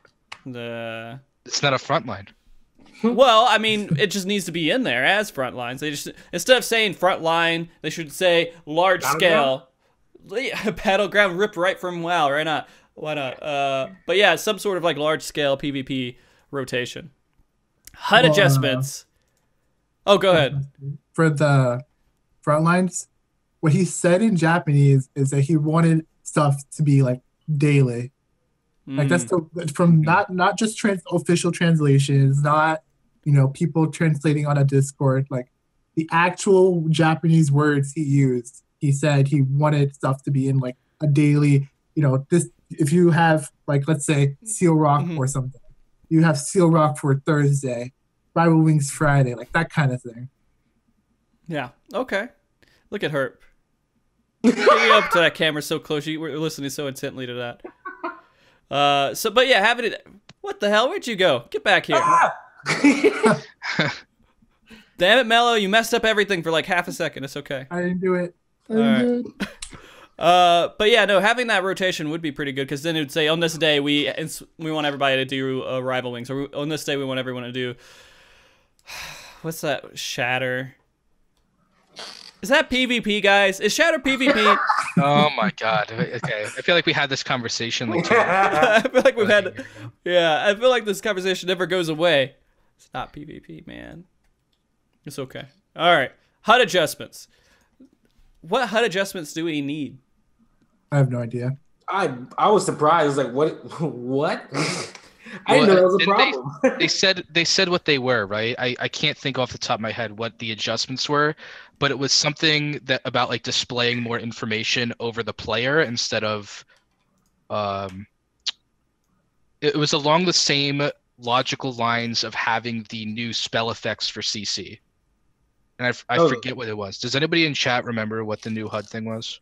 I remember him talking about it, but I don't. I would have to go back and look at the VOD too. It was so unimportant. Yeah, it was literally like a little off comment. Yeah. Yeah. It wasn't something like a major point. An enemy list? That would be amazing if they could add that in there. Oh, dude. Oh, that would be insane. That would change my life. No more tap targeting. God, tap targeting is the worst. Yeah, I honestly think that those should be added. We should have targeting macros baseline as quick chat buttons. And then I think, okay, so here's my grand idea, right? You have a quick chat button that has a function. So if you hit something to target a specific enemy, so say your thing is target melee. So you press the button, it makes your target the enemy melee, and then it says in chat, targeting melee. Okay. Well, I mean, that could be a little bit. Well, I guess no. You could. So you're saying like personal macros that you would make, or this would just be part of the function? This would be part of the function. So basically, it is a Square Enix created quick chat button that you could then put on your bar. That seems like that could get confusing if you're switching targets back and forth. Like you're switching to stun someone real quick, or you're switching to like. But then you just have two different versions of it. Have one without the thing. Okay. I can see that. I mean, as far as stunts and stuff go, I mean, most players at a high level use targeting macros anyway tied to that ability. I'm not on a high level of play then. Yeah. Like, for example, like for protect, like you don't target the person and then use protect. You just have a macro that uses protect on the target. Okay, I can see it. Or on a certain party member, rather. Hurt, man, you gotta get off that camera, dude. Like, you're just like... I see your forehead. That's all I get. He's right on that. Focus on what's happening. All right. The other part here is a special task force for rooting out bots in PvP. This is something that they said that they have. I'm not going to say anything else. I'm just going to ask you your guys' opinion on him saying that. Anybody? I mean, I have stuff to say, but Melo or Herp can go first. I'll say something. What's the point if no one's even queuing for it anyways? It's not like people are not queuing because bots. People are queuing because it's just bad. Like, I feel like this is just such a waste of resources. Like, if people are actually queuing the mode, like, we can deal with bots. Not having one bot, having 2, 3, 4 bots is not gonna be like the end of the world. If people are actually queuing for it, it's going to be like a full instance, and it's not going to have like bots are not going to be overrunning anything. But like, it depends. I don't know. It's obviously very vague, but like, if it's really like a big deal, I feel like it's a waste of resources that they could be using to fix Feast. Yeah, this is PvP Special Task Force, by the way, not Gathering Bot Special Task Force, which they probably should have one of those as well. But no, with PvP, I don't notice it in Feast. When it's funny, every time I talk about PvP, I don't really think about everything else. I think about Feast. I don't really think about battleground type deal. Although that exists and it's fun and everything else, I queue in because I'm going to have to queue for something and sit there for a while. I'm going to sit there for a while to do a feast match. I don't want to sit there for a while to do a rival wings match or something of that nature because I don't feel any reward from that. I don't feel like I did good and I earned a win on my team. I feel like I'm just in a big jumble of people and then something happens at the end. Someone loses and wins. So, I mean, that's the nature of it, though. So, I don't know. Large-scale PvP is kind of weird. Unless if you have a lot of people organized and working together to do it.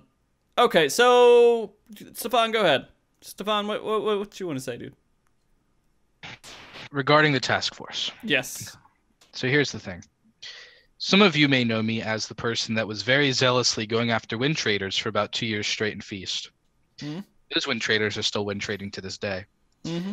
If there is a task force, I don't know what the fuck they are doing because they have quite literally nobody. Well, on our side of the world, I don't know if it's different on the JP side. I know. Okay, so I am. Don't underestimate me. I am super involved and dedicated to getting cheaters out of the Feast, or at least I was. Like I was very involved with talking to all different people from all different data centers, knowing who the cheaters were and seeing how he could get them banned. So as far as I was aware, there was one group on JP that got banned, and that was a light party team. It wasn't even in solo queue. But there were cheaters every single season forever since the dawn of time that Feast came out, and just nothing was ever done. And the only way that one person got banned without too much player intervention, and that was a black mage that everybody knows on Aether Data Center. And that dude was like notorious for cheating for so long. He even got mentioned in a live letter. He was so for cheating, and it still took like a year to ban him from PvP. Like it was ridiculous. Well, here's the thing. Like they said bots. They didn't say cheaters. All right. I mean, I agree with Melo. Like the bots are a non-issue in frontlines. Like people will say they are, but honestly, like I'd rather just pop into a bot game and play with all bots than just never have it pop at all. Which is, people will argue against it, but that is what would happen. Yeah? Shatter would not pop if the bots were all gone. Fucking Shatter. All right. I think that's good. We've bashed pretty hard right now. Yeah. Okay, come on. It's not okay. I want to say something to that, Frosty. Sure. I don't want it to be bashing. I see it as very justified criticism. Okay. They can be one and the same. You can bash with very justified criticism. Yeah. So. Because I mean, I don't know. When you offer alternatives, I see it less as bashing and more as criticism because you're saying how they could do something better. Mm-hmm.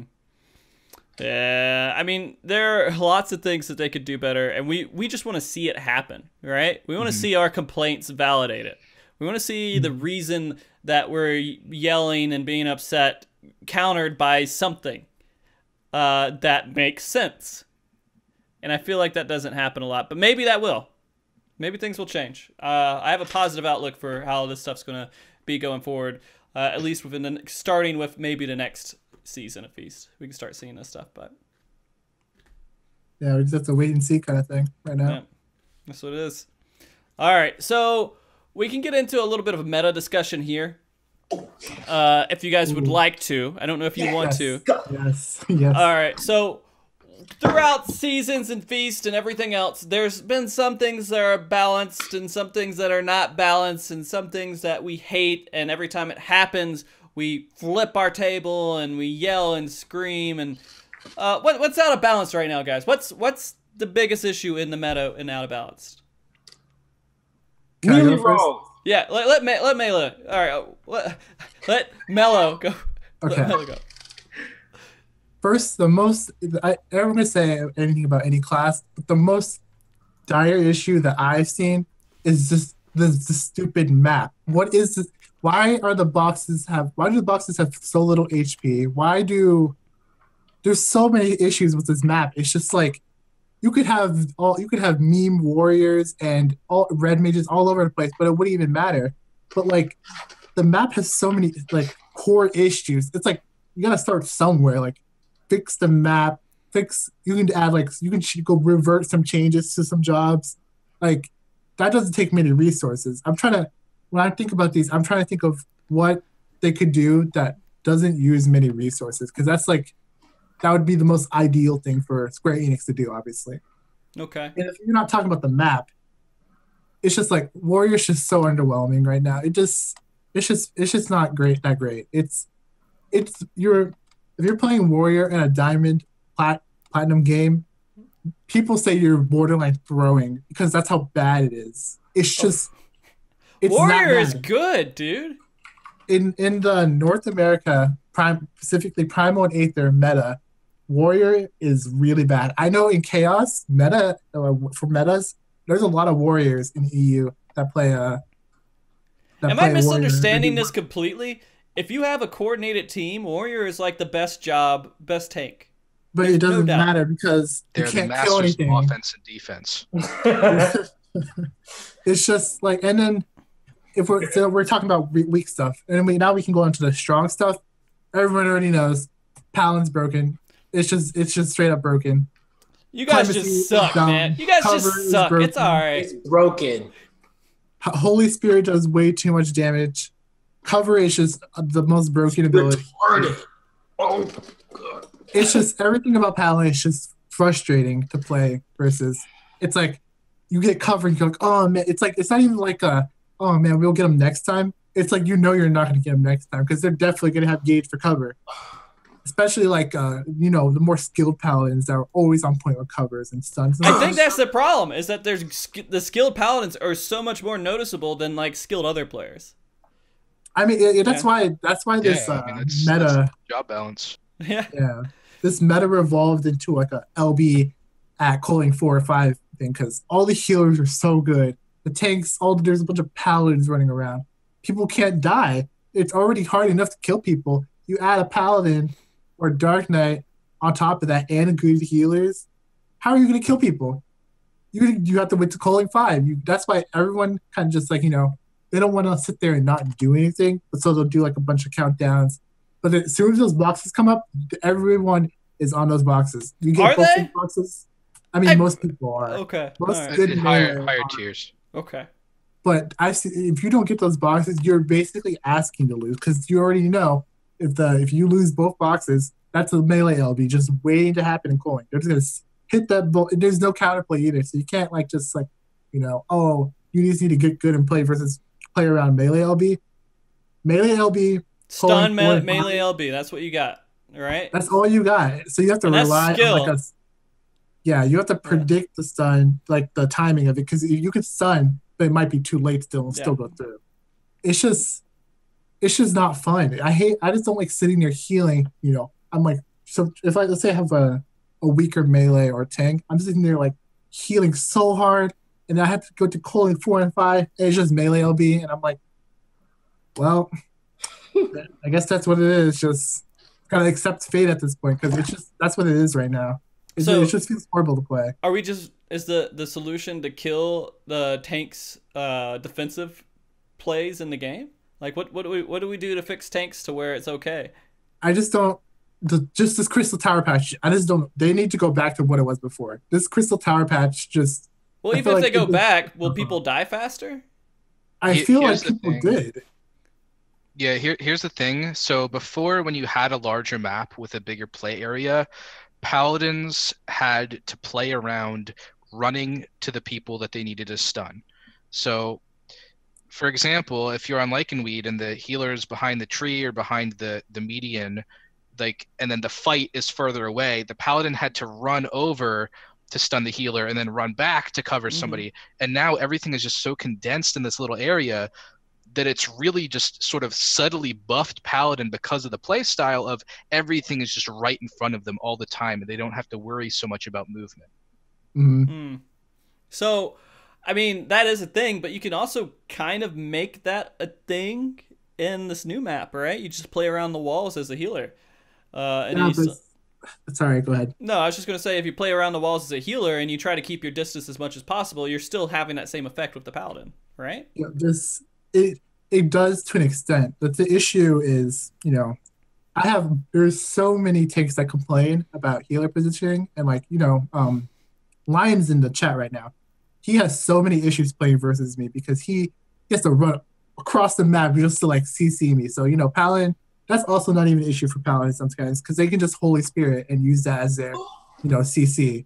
And then they can just do like they can just like burst with the melee. Holy Spirit takes a lot of skill to use, I think. In a silence as a CC, because you have to cast it, right? And so you have to time it properly with their heal in order to interrupt it properly. Like you have to cast it before they heal anything, and hope you hit it. Positioning just doesn't mean much right now. Like some of the wall patterns, there's just no point playing around the walls. They don't do anything. There's only like one pattern where it's like two little middle ones, and then there's like four. It's four walls, two like small in the middle, and then there's longer ones on the other side. It's like a little box. That's the only pattern where I think you can kind of play around the walls a little bit. But it's just but that also plays against you because line of sight. If you are bursting somebody, they go around that wall, you have to follow them because they're gonna be in line of sight. You can't like pre-position for this kind of stuff because the map, like Stefan said, it's so condensed and small. There's no like half of the map where it's like your side of the base, this side of the base. It's just like this center and that's it. There's only this center and that's all you can play around. So it's kind of like a brawl in the middle, and it's just like I think Ava said Ava's point as well is really important. They buffed the health pools, they nerfed some DPS damage, and they buffed Paladin, and they added this map. It's just all of this kind of recipeed into like a meta where you can't kill anything until you LB and colon, which resulted in this like, Paladin Resident Sleeper. Oh my god, Paladin people. It's just like Warriors garbage. Fucking Resident Sleeper. Man. It's just frustrating to play versus and against. It's just not. I don't like healing that kind of stuff. It's not even fun. Like when I make a mistake, doesn't matter because the HP pools are so high and I have Paladin, so it doesn't even matter if I made a mistake. And it feels like the same for like a Paladin. Like if they make a mistake, they didn't like stun somebody. It doesn't matter because the healing. It's just annoying. Okay. Honestly, I don't like how it is right now. Okay. I'm guessing both Herp and Stefan completely agree with you. Is that right? Yeah, I mean, you can't really refute it. Like, it's just true. Okay. Melo knows what he's talking about. What can I say? Yeah. I mean, that's the focus on the community, is always focusing on the tanks, it seems like. Or, like, right now we have the extra parts of, like, making it harder to kill people with the health pools and, like, with the healers being a little bit stronger. So what's the thing? What do we do to fix this? Do we just make it to where health pools go down more? Do we make it to where healers are weaker? Do we make it to where tanks are not as defensive? I got this. Okay, don't say delete cover, please. Just don't. No. Let's take a trip down memory lane. Okay. So let's look back to 3.x, and let's look at how balance was dealt there across roles, not classes, not jobs, right? Because between jobs, balance is fucking awful. It's way better now than it was back then. But across roles, if you looked at the top 10, and now I want to look at top 10 in seasons 1 and 2, because starting in 3 and 4, they released Wolf's Heart. They nerfed melee LB. It was pretty bad. But in seasons 1 and 2, you had a pretty even spread. You had a lot of machines up there. You had monks. You had white mages. You had some tanks. Overall, the roles and capabilities of those jobs that were in the top 10 were pretty evenly split. You could do a lot of interesting things. Right now, with the current state of things, and I would say even just the state of things in 4.x, as a DPS player, the greatest DPS player will never be able to push through a good tank and healer combo by themselves unless their partner DPS player is also good. You are so reliant on 2 people to get a kill, sometimes even more than that, if you need to rely on your tank. So it's like you're just so much more reliant on team play in a setting that is just it's solo queue. Whereas before you could get solo kills. Like you guys play on Aether. Who remembers Next Cross just going up and just globaling your healer? Yeah. So I mean, by himself, like or last boss going up on warrior and just globaling the healer with his LT combos. I mean, is that a good thing though? Do we need to be at the point to where a 1 DPS is so good that they don't need anyone else on their team to kill someone? So when you add in 2 DPS, it's literally impossible? Okay, here's the thing though. So when Nextcross were to solo a healer, that healer was less skilled than him, right? Like if Nextcross went against like Ava or something, which I think he did in like season 3, if it was just the 2 of them, like there's abilities to outplay, right? Like you can purify the stun and quickly attune. Like you could fluid aura after the Fetter Ward went down. Like there was stuff that you could do to outplay them, right? And the better one would come out on top. Now, it doesn't matter if you're really, really good. If you're the best melee in the world, you're not going to solo a healer that's even half as good as you, because they can do 1 cure 2 and they just healed all of your burst. So you're saying that the healers and everyone else needs to have tools that they have to use in order to stop themselves from dying from 1 DPS. Yeah, I think that it should be more reliant on player skill and less the balance of roles. Okay. Because I mean, people might not admit it, but healers are very overpowered right now, and that's not in the meta, right? I mean, everybody says that, right? Everybody says healers can climb easily. Through lower ranks, yeah. I mean, they used to climb up very frequently because of Q times. Mm-hmm. It's a little less true now, in my opinion. So would it be better if like you had 1 DPS attacking a healer, and the healer would then have to purify himself or safeguard or use some sort of ability in order not to die from that DPS? But the DPS could... Yeah, okay. All right. Because right now, like, you could put the best player in the world on top of a healer that's just spamming cure 2 and they'll live. You don't have to do anything. You just have to spam the heal. It's true. White mage is easy as shit. Yeah. Well, I mean, that's any healer. Okay. I haven't played the other ones. Yeah. Well, I mean, they have the same abilities for the most part. As far as their basic healing set goes. Okay. Herp. So I want Herp to put his 2 cents in on this too. Well, okay. About specifically what? Balance in general with the game. Okay. How do we make the game more balanced? What's the major issues right now with simple fixes? 3 things. 1, revert the changes to the HP. 2, you can keep like, okay, I know they reduced the additional ability cooldown. Mm-hmm. That's fine. Honestly, that was actually good, because it allows a level of survivability if they reduce the HP. 3, make it so you can't fucking cover somebody and then like you'll do a countdown and bait the cover on 1 target.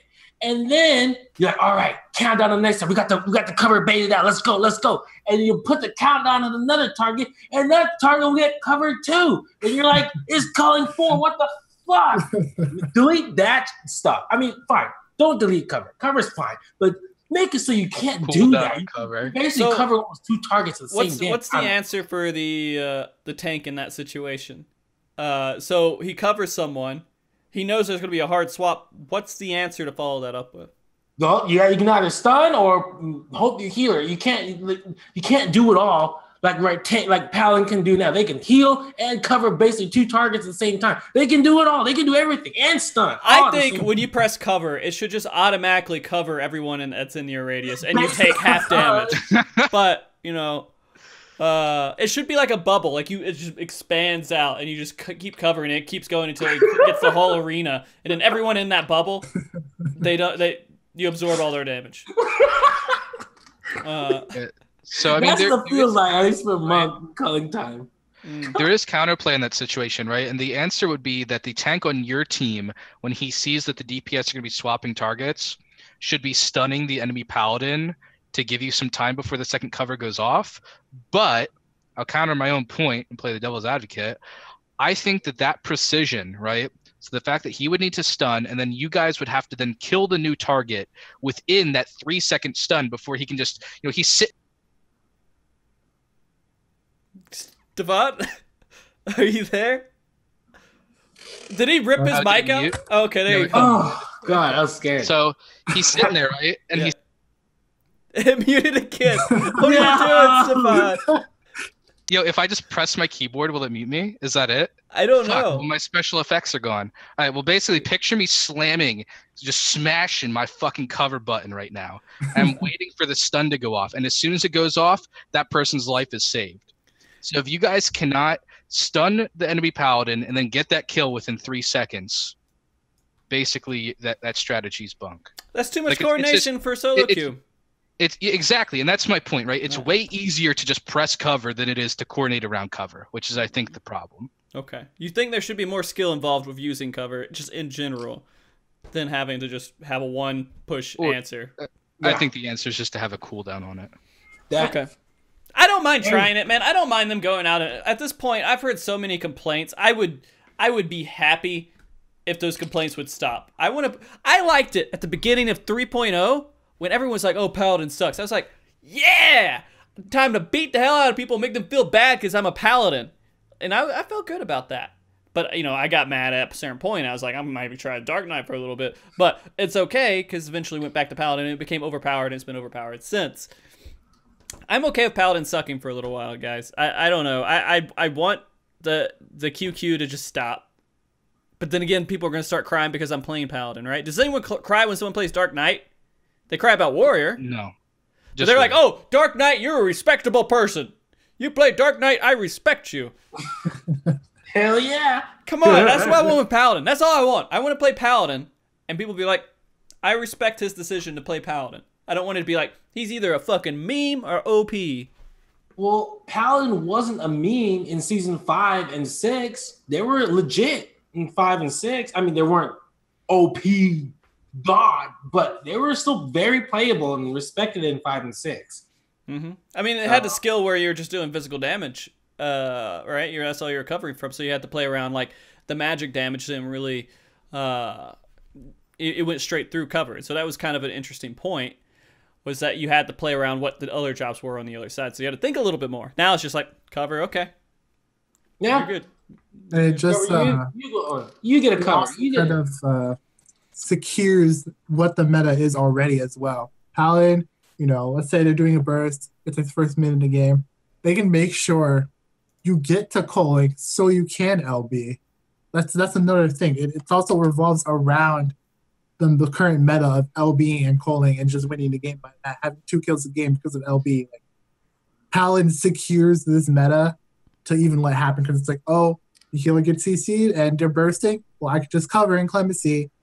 And I know my melee has LB, so let's just wait to calling. Like, if you can secure getting to calling, not saying you obviously do not need a Paladin to get to calling, but it's just like the icing on the cake to allow yourself to get to calling. Because Paladin, it's like, does great damage with Holy Spirit, does great healing with Clemency, has good defense with Shield Oath and cover. There's like so many things that it does. And you look at Warrior and Dark Knight, it's like, well, Dark Knight has to go chase a healer to CC him, or Warrior's just really bad and Warrior can't really do much. It's just like compare and contrast, and you see how Paladin can do like literally all this, burst with your DPS, CC the healer without getting in melee range. There's all this kind of stuff you see, and then you look at Warrior and Dark Knight, and you're like, yeah, I'm just gonna play Paladin, and we're just gonna get the calling, LB, we're good. It's just that's just my issue with it right now. It has even like the healers, like healer balance is obviously a thing, and right now I think all the healers are in a pretty good state. I would say, if we're going to talk about the current meta, because I want to be really specific so people don't flame me for talking about healer balance. If we're going to be really specific and talk about healers and the current like calling meta, it would be right now Astra would be the weakest because it has no built-in mitigation for calling. So if you just get, like White Mage, I feel like White Mage and Scholar, they can play around calling a little bit because they have Adla, they have Protect, they have Venison. Not saying, but I think in contrast with that, like, Astro is on the weaker when we're talking about calling more specifically. I still think Astro is probably stronger outside of calling because it has essential dignity. It has lady if you get it. Like there's so much. All you do is purify stun, and you just use your 2 abilities that aren't silenced, and you're good. And this is not even including, tank support, Blackest Night, cover, clemency. That's not including any of that. So like, when it comes to like this kind of like when we're talking about culling and LB, all these factors matter. But at the end of the day, the most oppressive, in your face thing is Paladin. Guys, don't play Paladin anymore. If you play Paladin, you're a chump. You're a loser. You're one of those guys who only play the jobs that win. You should play. You get skilled. Get good at the game, man. It's like playing Counter-Strike, but using what was it? The AWAP or whatever it's called, the sniper rifle that one-shot everybody. Come on, guys. All right. Anything else on meta and general gameplay that you guys wanted to talk about currently with Feast? I want to touch on that healer comparison real quick. Sure. So, Melo, the one thing that I would disagree on is like White Mage has mitigation tools, but once you get to late stage culling, like it doesn't even matter. Like you throw up protect on somebody, but I mean, this is just my own experience.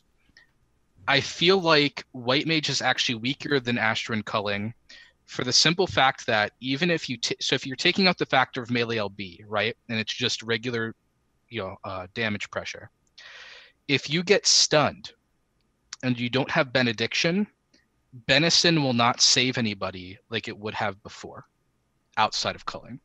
Whereas if you're an Astro and you get stunned, you can purify and immediately essential, right? Or you can essential during the silence. Whereas if you get, the stun silence on White Mage, somebody's just kind of fucked. Like even if they're prepped, because the protect just doesn't do enough in culling. All right, that's that would be my argument there. I think that they're very, very close. I just think that those two have distinct weaknesses. Where I think Scholar's just at the top, like altogether. Yeah, I think in this like countdown meta, I do agree. When you get like CC as White Mage, it's you have medicine, and that's kind of it. You don't have like a essential dignity or anything. If you burn benediction, oh well, you didn't have lilies. That's 2 minutes for benediction. It's just that's a fair point. But when I think about it, I was thinking strictly from a culling perspective. But now that you brought up the point of protect's not gonna like instantly save somebody, but like I've had times where I had protect on somebody and there's an LB in culling 5, and I just benedied them before the culling did damage, and they didn't instantly die. But I feel like it's true, it's more difficult to actually get stuff to work in culling as White Mage. Like you can get it to work, but you have to use so many resources to get it to actually work, to play around something that shouldn't exist to begin with. Mm-hmm. But I'm just looking at it from like what the actual skills and versus how they're actually used in a sense. Because like I've had games where I've streamed games. I've had games where on Astro, I've literally only drawn Lord Inspires. It was just like the worst game ever. I didn't get a single lady. You didn't get any bowls, no balance, not even anything. It's just Spire Lord, Spire Lord, Spire Lord. It's just like that kind of stuff is like, it's like a difference between reliable and non-reliable, like RNG. But I do agree, White Mage is a little more difficult to execute, but it does have the tools to somewhat deal with these kind of things. Mm-hmm. That's my Fast, you have to hope that you get a fucking bowl. You just have to hope for anything, because if you draw like if you draw like culling and you draw Lord Spire, you're like, oh my god, someone's gonna die. Like it's just horrible feeling. But Scholar is just like, it's just too good. It's just like above everyone else. It's not like Paladin level, but it's not Paladin level bullshit. Good. Yeah, it's not Paladin level, but it's really, really good. Yeah. Especially if you have like I think the most ridiculous combo right now, it doesn't even include a Paladin. It's like Scholar and Dark Knight, double shields on somebody. You're not killing that person. It doesn't matter if you literally have like the craziest burst ever. You're not killing that person. It's not happening. That Scholar cannot be touching a healing GCD for like 5 seconds, that person's not dying. It's just not gonna happen. Mm-hmm. It's just the shields. There's just like certain combos that work and certain combos that are like really bad. Like Astro Warrior is like really, really bad. It's like really notorious for being bad. But like Scholar, Dark is just like, it's very defensive. You can really play defensive with it. It's not like Paladin, obviously. The Paladin and Scholar are probably like really strong together. Like you probably see Air Reaver and Sur on a team together, which probably won't ever happen. But like imagining that is just like, oh my gosh, how are you ever gonna kill anything? You know? Mm-hmm. So like to like have a different perspective on your white mage point. I do agree. Maybe I was a little overvaluing the mitigation a little bit, but I've had games where I was able to deal with that kind of stuff. So that's the only reason I said, you know, Astra might be a little bit below white mage versus them being really equal together, but white mage might be a little bit more difficult to execute because Astra is just kind of like you press your healing button, that's it. Mm-hmm. All right, Herp, we got to get some balanced stuff from you too, man. Give us some melee stuff, dude. Give us some melee. All right, let me tell you, bro. So hold up. You know what the Q's every season, dog. Every season, no healers, no. You know what? You know what it is this season? You know what it is? You know what it is? It's melee. You know why? Because speaking of let's tie all these things together. Let's tie all this stuff together, bro. Paladins, okay? You know, we got these OP healers, right? You got these scholars and shit, right? And then we got and then So you tie it all together, and then you gotta give melees. All right, Melee, here you gotta think about all that stuff, Melee. All right, Monk. All right, Dragoon. Okay, you ready? You ready? Think about all that. But then you gotta do the countdowns, right? You gotta do the countdowns. You gotta mark the target right, but make sure you don't look at that target because the pal's gonna cover it. So you gotta mark the target and look at somebody else. All right, pal, you looking? No? Okay, get back on that target. On top of that, gotta keep track. Is there a target of safeguard? Oh, he's gonna get protect. There's a healer protect ready or venison ready. Oh, gotta think about that too. All right, here goes the countdown. Oh, fuck, it got covered. Then you gotta see melee is I'm not done yet. And after all that, you're gonna all tab back on the Discord. God damn it, you should have count down more. Oh man, how come you didn't do enough countdowns? Oh my god, you missed your LB. Man, fuck you, Melee. Melee life in season 7. Melee, not melee. And that's why melees are literally instant queues. Even in the dead of night, melees will be less than 7 minutes. It does have a lot of responsibility. Lots of responsibility for team coordination. It's weird. Melee is everything. It's more important than the healer at this point because, God forbid, you miss your LB in culling time. Holy shit, the world hates you, and you might as well dig your own grave because you missed your LB. It got covered or some shit.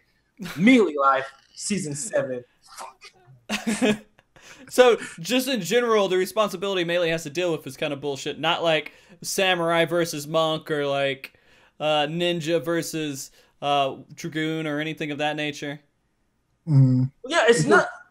You can win with Ninja if you really. I mean, you have an LB, so you can win. But like, so melee balance doesn't matter because you only every single job is the same thing, which is the only thing that matters, which is the LB, right? Well, yeah, but then you got manage to make sure. I mean, yeah, it can still be calling, but you gotta know. You got LB is no skill. LB is no skill. Oh, until it gets safeguarded or covered, and you're like, fuck, or you get stunned or something, and you're like, oh man, yeah, no. Melee LB is actually Ava requires a lot of skill because you gotta know, is the targeting have safeguard up? Is he gonna get covered? Are you gonna get stunned? Does the healer have benediction? All of these factors. You gotta time all that into this 2-second cast LB that the target could actually LOS or run away from you, even if you ping it and no one gets stunned.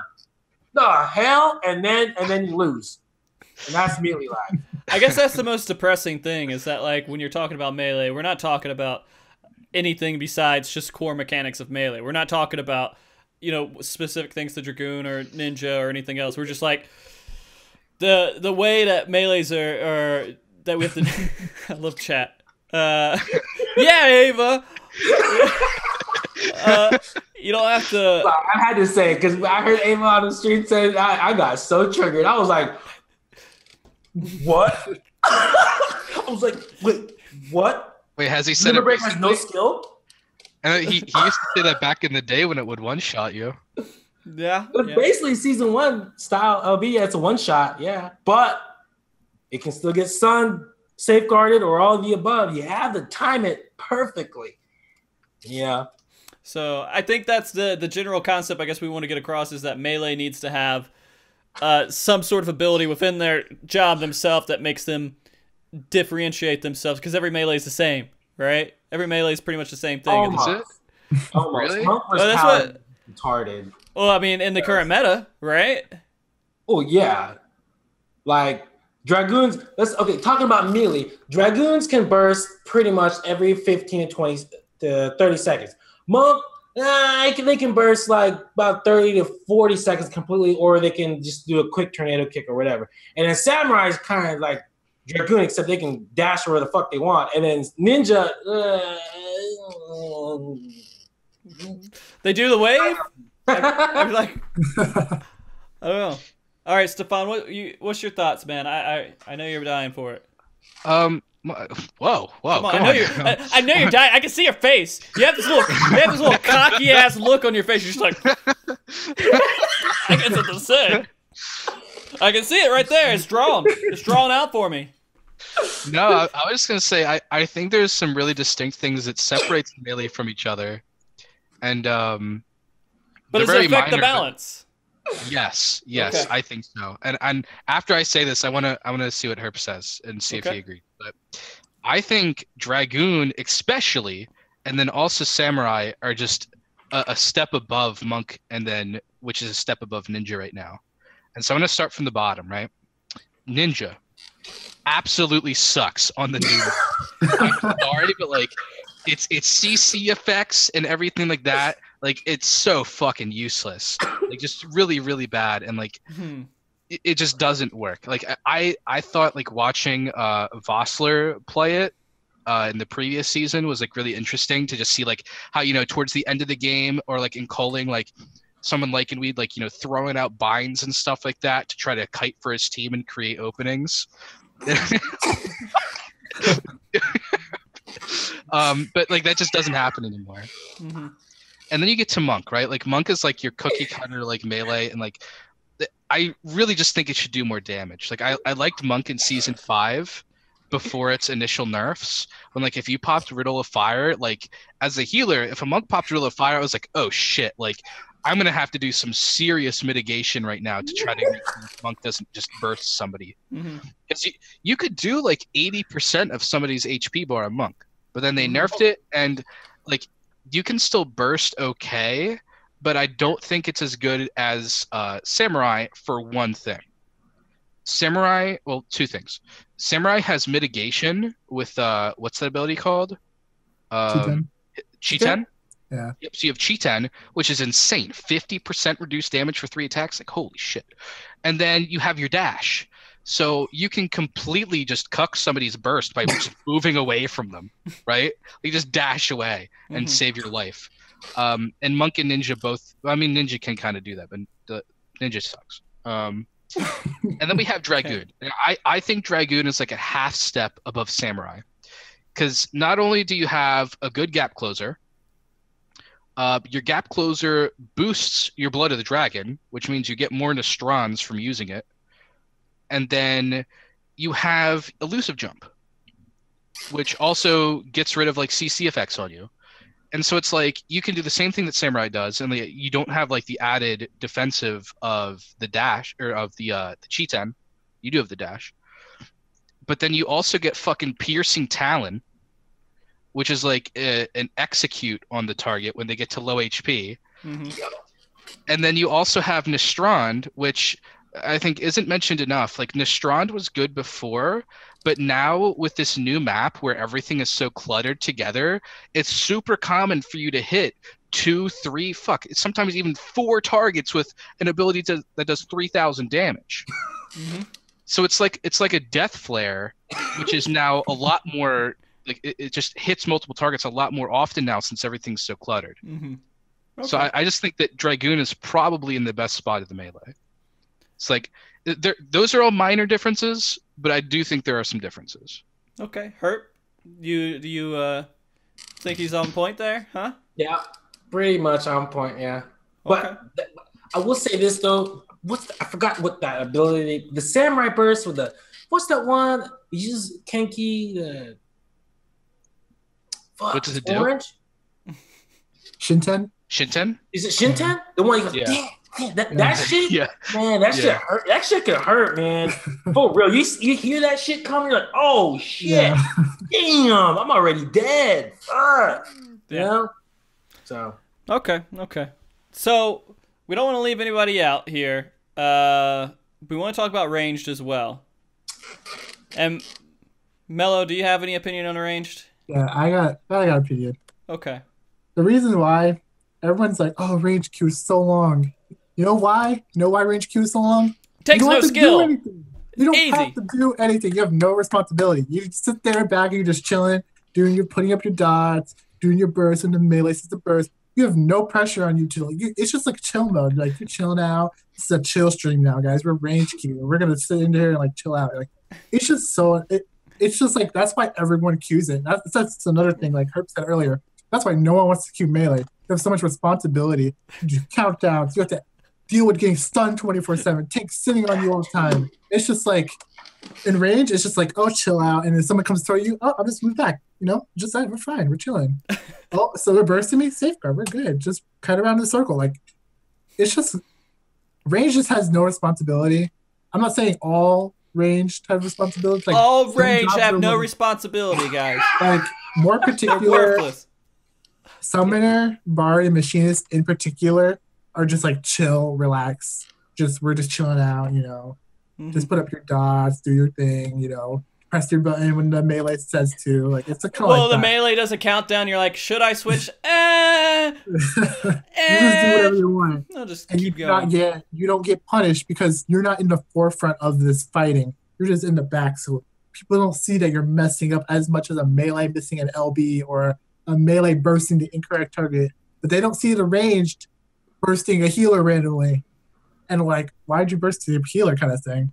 But they see that melee, they're like, I saw that riddle fire on that guy. What are you doing? You know, like it's just like rage. That's why a lot of people like rage because you just chill out. Like even I like to play rage. I'm just like, this is so relaxing. It's just I don't have to worry about too many things. It's just like, and then you play melee, and it's just like you're getting stunned DR, you're getting pulled around all across the map, you're getting sat on by the tank, you can't do anything. You're scared to go in because you're getting pressured so much. It's just like it's kind of annoying to play sometimes. And range balance, I think Machinist and Bard are just absolutely not, obviously nothing to be broken as Paladin, but they're like Dragoon level. They're just way too strong. Machinist and Bard need to get nerfed, honestly. Where's my stop talking shit about Paladin button, man? I need syrup in here, man. Okay. So when I'm just thinking about it, you're like triggering a lot of ranged people in the chat, by the way. I mean, it's the reality of the situation. It's just the only thing I give range for is range LB is sometimes it's really hard to use correctly. Range LB is probably the hardest LB to use correctly. That's the only thing I'll give them. But Bard and Machinist are just broken. They're just way too strong. They do way too much pressure. They burst way too often for the role they're in. It's like they're melee, but it's kind of like it's weird to say that they're melee, but they're range. That's the only way I can really word it so people understand. Like they have melee pressure, but they're at range. So it's like it's kind of annoying to play versus. Like Black Mage is very difficult to use. Red Mage is a little weak. Summoner is kind of like in the middle foreground. It's like in the middle of everything, where it's really good, but your burst is so like reliant on your dots, and it's so streamlined that it's kind of obvious what you're doing. There's no like playing around like how Machines can do a wildfire bait, or like how Bard can bait with dots and silence. Like there's nothing for that for Summoner. It's just like streamline, put out damage. Red Mage is just like really weak, and it's just like it's kind of like a monk burst, but just a weak version of it at ranged. and you only can build it up so many times because of how red mage works. It's just I don't know. People are like always complaining about Paladin's so OP, Astro's so strong. I honestly think Bard and Machinist need to be looked at as well. They're ridiculously strong. Bard bursting every 10, 15 seconds is ridiculous for the amount of damage they do. It's so much pressure, especially if a Dragoon, you're like spamming Benefic 2, Cure 2 on cooldown. Like you're not doing anything but that. It's actually kind of silly, and that's why I bring in, they're so strong, but their LB, specifically Machinist and Bard, are really hard to use sometimes. And someone said in chat about Blank. Blank is just dumb. That knockback is so dumb. I've been saying this forever, man. Blank is the most ridiculous bullshit in the game. But it's all right. That's my thoughts on, we kind of gone over all the classes. That's my thoughts on it. I 100% agree with Stefan about Melee. I think another thing with I don't think he mentioned with Samurai and Dragoon. Samurai, they need gauge to do their dash and to do their damage. Dragoon, it's all free. That cooldown, free. Elusive jump, free. You just press it when you need to use it. It's hard to compare these kind of jobs when these certain outliers like Paladin, Dragoon, Bard, Machines are so much stronger than them, and you try to compare it, and you're it's hard to compare. I think Samurai shines in bursting on a target you don't expect, because they can just dash from really far away and go on a target you don't expect. Oh my god, they're going to healer? He was all the way over here, kind of thing, And Dragoon could maybe be a little less more obvious, but it's still you still spine and shatter, and that's such a good swapping tool. All right, Stefan, do you have any opinions on ranged outside of what we said? So it might be unpopular opinion. I like Blank. I think Blank should be in the game. Right? Everybody should have a version of what Blank does, though, but not pushback, but just some sort of utility with that button. If that's going to be the case. It should. Hurpdurp. I mean, if Blank exists, then everyone else should have some annoying little CC factor that they could throw in there.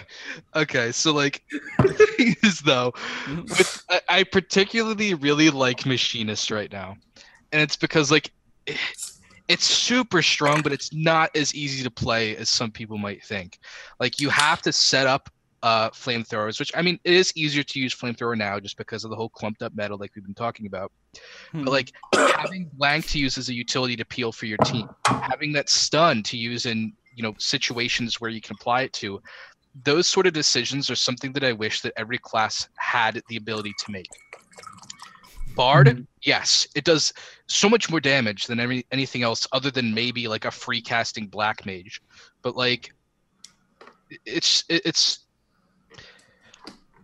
for me, I don't think the answer is to nerf them, and this is pretty much in response to Melo. I would rather see the weaker ones get buffed. I would like to see black mage maybe get a little bit more damage added outside of their Fire 4 phase. And then I think Summoner just absolutely should do more damage. Summoner needs love so bad, because I was the biggest fan of watching Angelus just completely insta-give people on 3.x Summoner, and it's really sad to see that that's gone. So there is a mention from TJ here in chat. Basically, everybody needs a tool to cuck your teams, or to cuck somebody's DPS, right? And their burst. So would a good alternative in the end make it easier to kill, instantly just destroy people that, have less health, make tanks and healers a little bit less effective with things, and just give everybody a tool to stop damage and support their team in some way? And so if you want people not to die, people have to do something about it.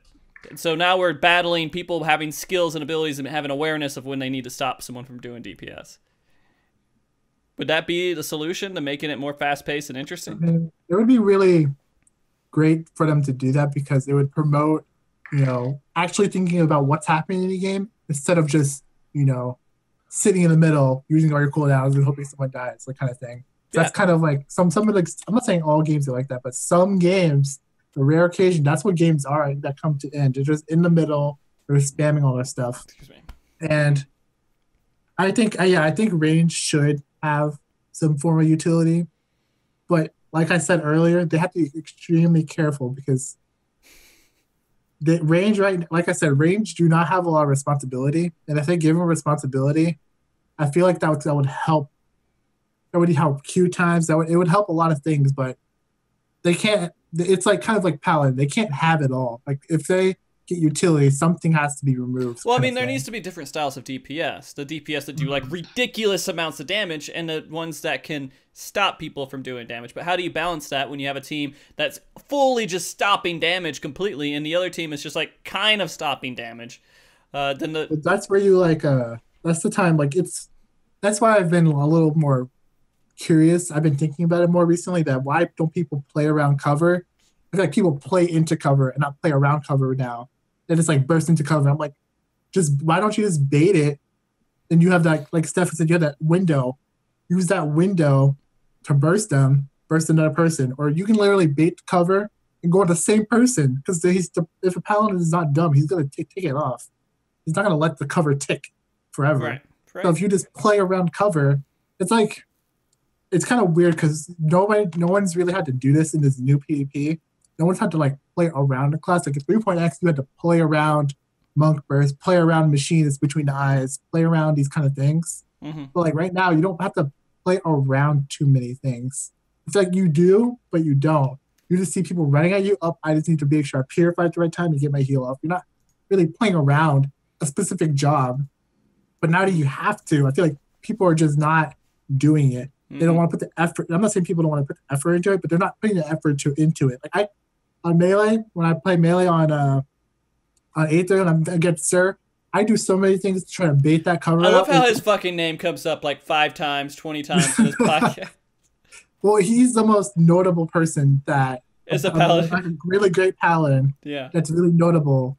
And a lot of people that will know. I'm not gonna. It would be kind of weird if I said someone like a random name. Or Frosty. People didn't know. Or fucking Frosty. Fucking, maybe Frosty. No, I don't. I haven't played in all that. God damn it! But yeah, like the point is just like people don't play around it.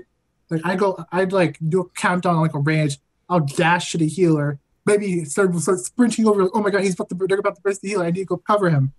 And he uses cover, and that wasn't even the real burst target. And then we just burst the range and get a kill. Like it's like that kind of stuff where you have to be smart about your play, because I mean, while like obviously maybe that's not Square Enix's goal for Feast. They don't want you to have to super really think about stuff, but like right now, that's the reality of the situation is you have to play around Paladin.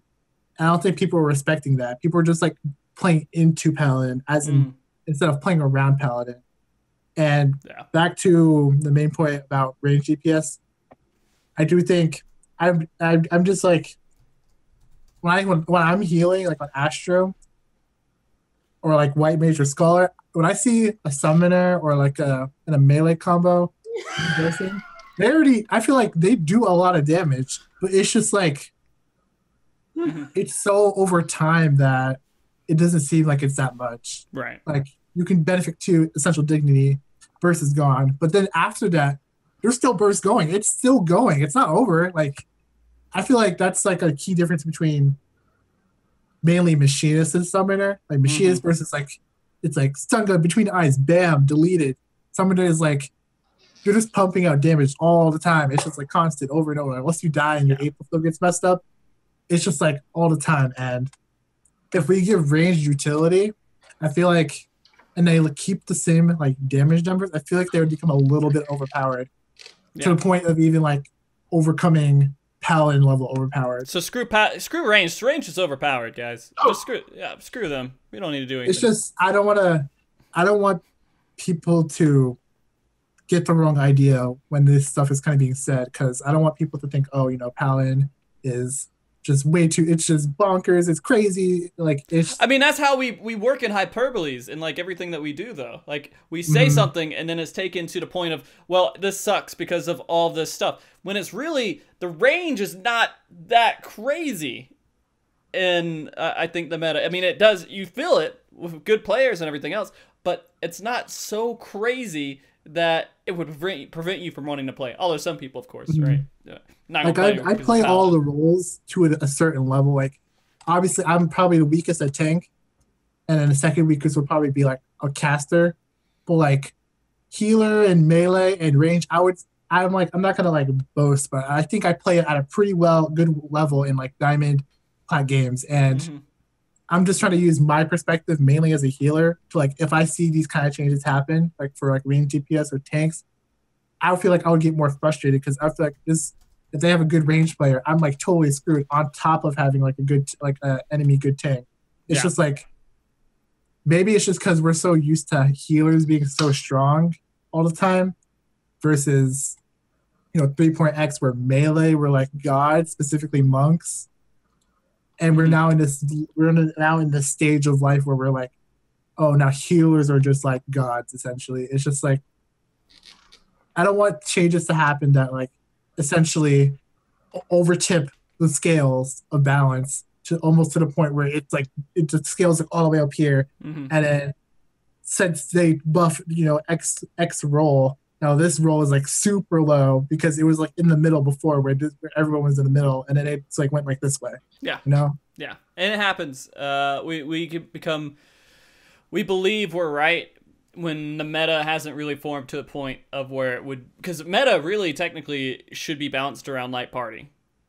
I think it needs to be balanced around light party. Okay, I actually wanted to talk about this. Sure. I'll let you finish your thought though first. No, I was going to say it needs to be balanced around. If we are going towards tournaments and we're going towards serious PvP stuff, light party is like what matters. But we haven't been able to get the support for a light party actually happening and moving in a direction where people can care about it more. When you balance around solo queue, you're balancing around uncoordinated DPS. Once you do that, then you put it into a coordinated environment. Things are way out of balance. Things are way overpowered because you have people who know how to abuse and use these things that are just trying to make up for people who don't know how to play the game and or play with other people when they have no communication. Okay. Yeah. So basically, I have said this since the beginning. And to describe a little bit of my history here of why I feel this way, I was brought into the PvP scene of Final Fantasy XIV because a team of people on my server needed a healer for scrims in Wolf's Den. So I started playing PvP in pre-made teams. When Season 1 came around, I primarily played pre-made teams on light party queue. Season 2, I primarily played light party. Season 3, I dabbled a little bit more in solo queue, but still primarily focused on light party. Like, the game is only as fun as it was for me because we had a set group of people to play with, and it is so much better to learn the game, learn your responsibilities and roles playing with each other when you can actively communicate with people. And the thing is, if this game focused more on the light party aspect, we would see a new meta. We would see so many different strategies open up. You could actually balance around team compositions instead of just individual jobs, which is, I think, is a huge thing that's setting the game back right now, is everything has to be pretty samey because everything just sort of has to work together for solo queues purposes. But if you had things like, okay, well, Bard and Dragoon really want to work together, or like work really well together, so let's put them on a team and balance around that. Or Monk is really good with Summoner, so let's put those two guys together on a team. Like, you just have so much more potentials to like make it more interesting, I guess. And like, I look at ranged in particular, and like, I really think that if you balanced around light party, ranged wouldn't really be that strong at all. Because you could just coordinate with all 4 people on your team, like, hey guys, let's just dance around this fucking pillar so that this guy can never hit us. Instead of just going all in and giving the guy free line of sight on you, let's actively work as a group to line of sight. Let's line of sight the healer, let's line of sight covers, or like just setting up burst in general would be so much easier. Like, it blows my mind that this game is so focused on solo queue when MMORPG PvP has never been that. It's always been about organizing groups of players. Yeah. And so if we can see that going forward, but I don't know how they would do that. I don't know what could they do right now to say, hey, we encourage everybody to go out and make 4-man groups and make them fight each other. What can they incentivize besides just, hey, I want to play PvP, so I'm just going to log in and queue solo queue? I mean, tournaments would be one thing. If high-ranked teams got looked at to go to tournaments and be invited, and I say looked at because there should be a screening process to make sure they're not cheaters, that's a huge incentive. And of course, there has to be incentive to go to the tournament and win whatever the reward is. I mean, ultimately, you'd have to just shift the focus from solo queue onto light party. Like the fact that light party trophies used to be these tiny little dinky things, and then solo queue got the giant fucking trophy. Like that's sort of just a slap in the face, right? It's like saying your achievement is lesser than the solo queue. I mean, there has to be specific incentives to do it. What those incentives are, I'd really have to see what Square Enix's thoughts are before saying my own. Because in my own opinion, I just don't think ranked solo queue should be a thing at all. I think that solo queue should be the practice mode. So, hey, if I want to log in, do PvP, like, sure, like you can log in. Maybe you get the ranked currency that I was talking about earlier. Like that could be an idea, like an incentive to play solo. But like, ultimately, the real competition should be in teams. If you're on a team with people, the competition should be against other organized teams and you having an organized team. Okay. Well, we can see if they make that happen, because they have to, like with what they said before, where they want to make it to where there's time slots and everything else. And we have the team. I'm on a team right now, right? I have a team chat going, but we haven't played together and we haven't done anything because there's like nothing out there for us to strive for.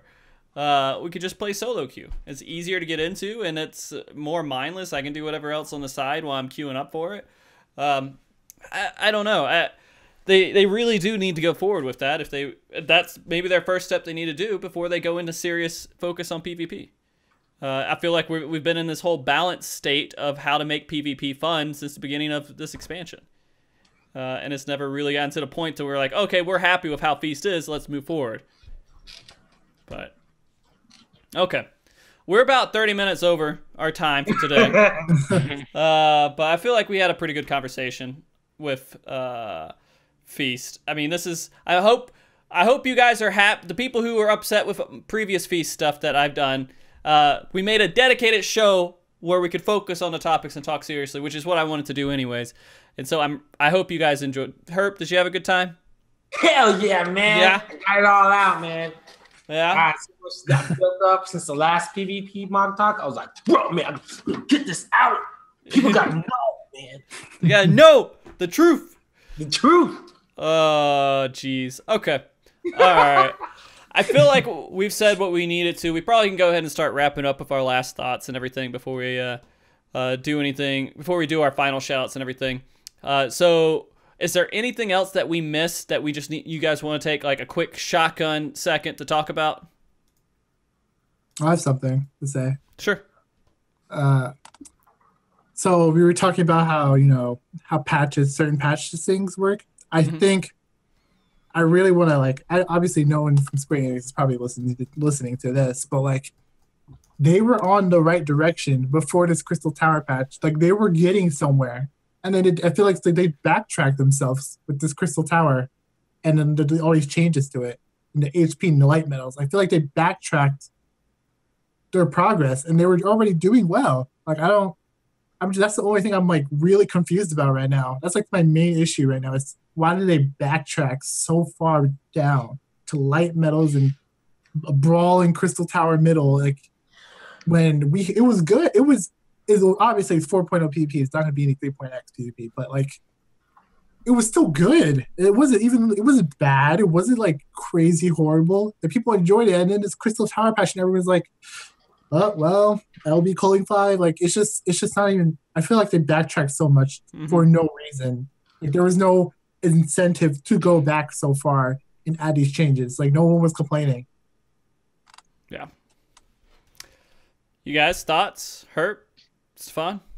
Yeah, I mean, season 6 was season 5 was good, and season 6 was great, especially with the Aether League and how the Aether League basically, if you watch it, highlighted all the best parts of what PvP could be in its current state and its balanced state. And then season 7, and I guess that's why season 7 hurt so much, is because oh man, literally season 6 was legit, pretty much.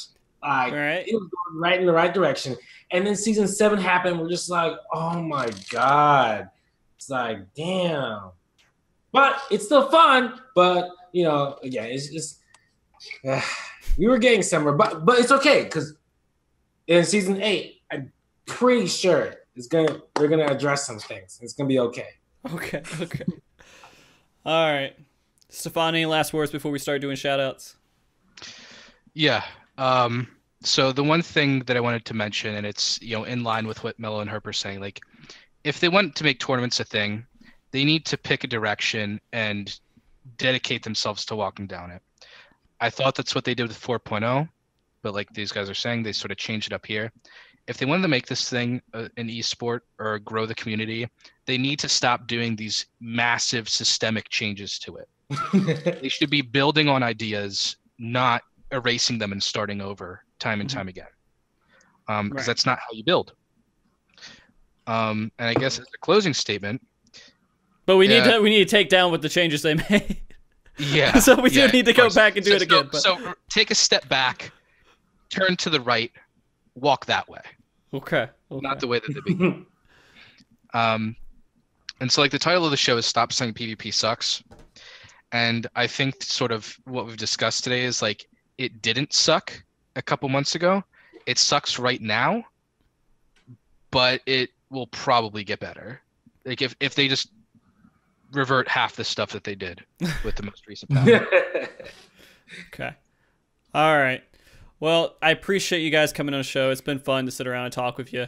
Hurp, you're always a blast on here. You love to spin around in your chair, dab. It's never a sight I don't want. I always want you to do it. So I'm glad you're doing it.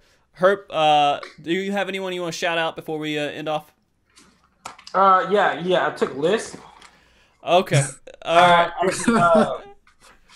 Yeah. So I should have done you last. I don't know why I forgot.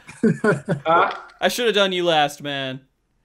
We can still do it. Yeah, let's keep it. I'll go last. Okay, we're gonna do Hurp last. I forget this is what you do. All right, Stefan. Shout outs for anybody. Yeah, shout out to everybody that's still actually PvPing this season. You guys are real troopers. No problem, man. I got you. No problem. But yeah, in all seriousness, like, yeah, shout out to the PvP community as a whole, because like above everything else, like that is what has kept me interested in staying in the game for this long. Mm-hmm. The game might suck, but the community, I think, is still probably better than ever, honestly, at this point. Yeah. Well, I mean, I think in the end, the community is not going anywhere. It's here for a long time. So definitely shout out to the community. I back you there, Stefan. Okay. Do you stream, Stefan? Do you do any streaming? Oh God. Mr. Stefan? I used to stream a lot. I haven't in a long time. I mean, honestly, I'll plug my stream. It is www.twitch.tv/Stefan_Deluminaire. I might stream when the game gets changed in 4.3. I'll be streaming Ultimate Progression probably too. Okay. But, like, right now, we were Where's talking about this. Sleeper, PvE. Right now, I play.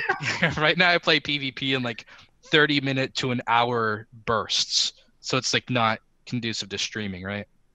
Yeah, I mean, I guess so.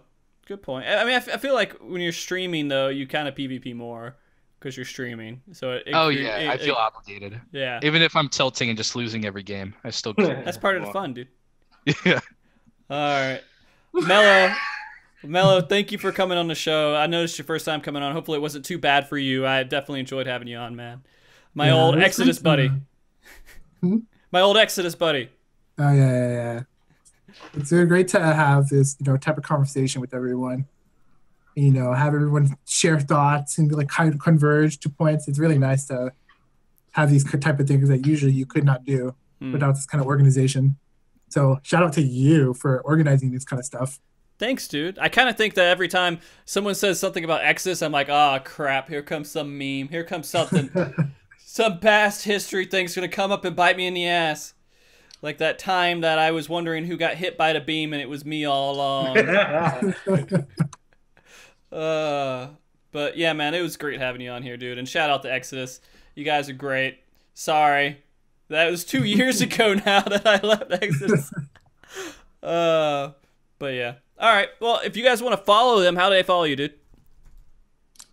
So I actually stream a decent amount. I stream at twitch.tv/MeloXIV, and I play every job basically. So even if you don't play healer, you can sometimes see I'll play Dragoon, I'll play Samurai, I'll play Machinist, I'll play Black Mage, I'll even play Dark Knight. Like I play everything at a pretty decent level. I'm probably not gonna be the best at those other roles, but I can say I play, and I kind of cut myself off, but I play PvE at a high level as well. So sometimes, Stefan mentioned he'll be doing Ultimate. I'm going to be doing Ultimate as well. So I might be streaming some of that.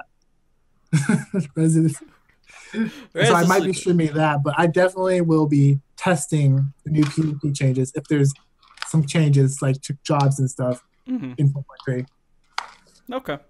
All right. Looks like Herp got his camera ready, dude. This guy's ready to do his shout-outs, man. All right, go, dude. All right. So first of all, I got a list here. I wrote it down just in case I won't forget. You can't see it. But I just want to shout out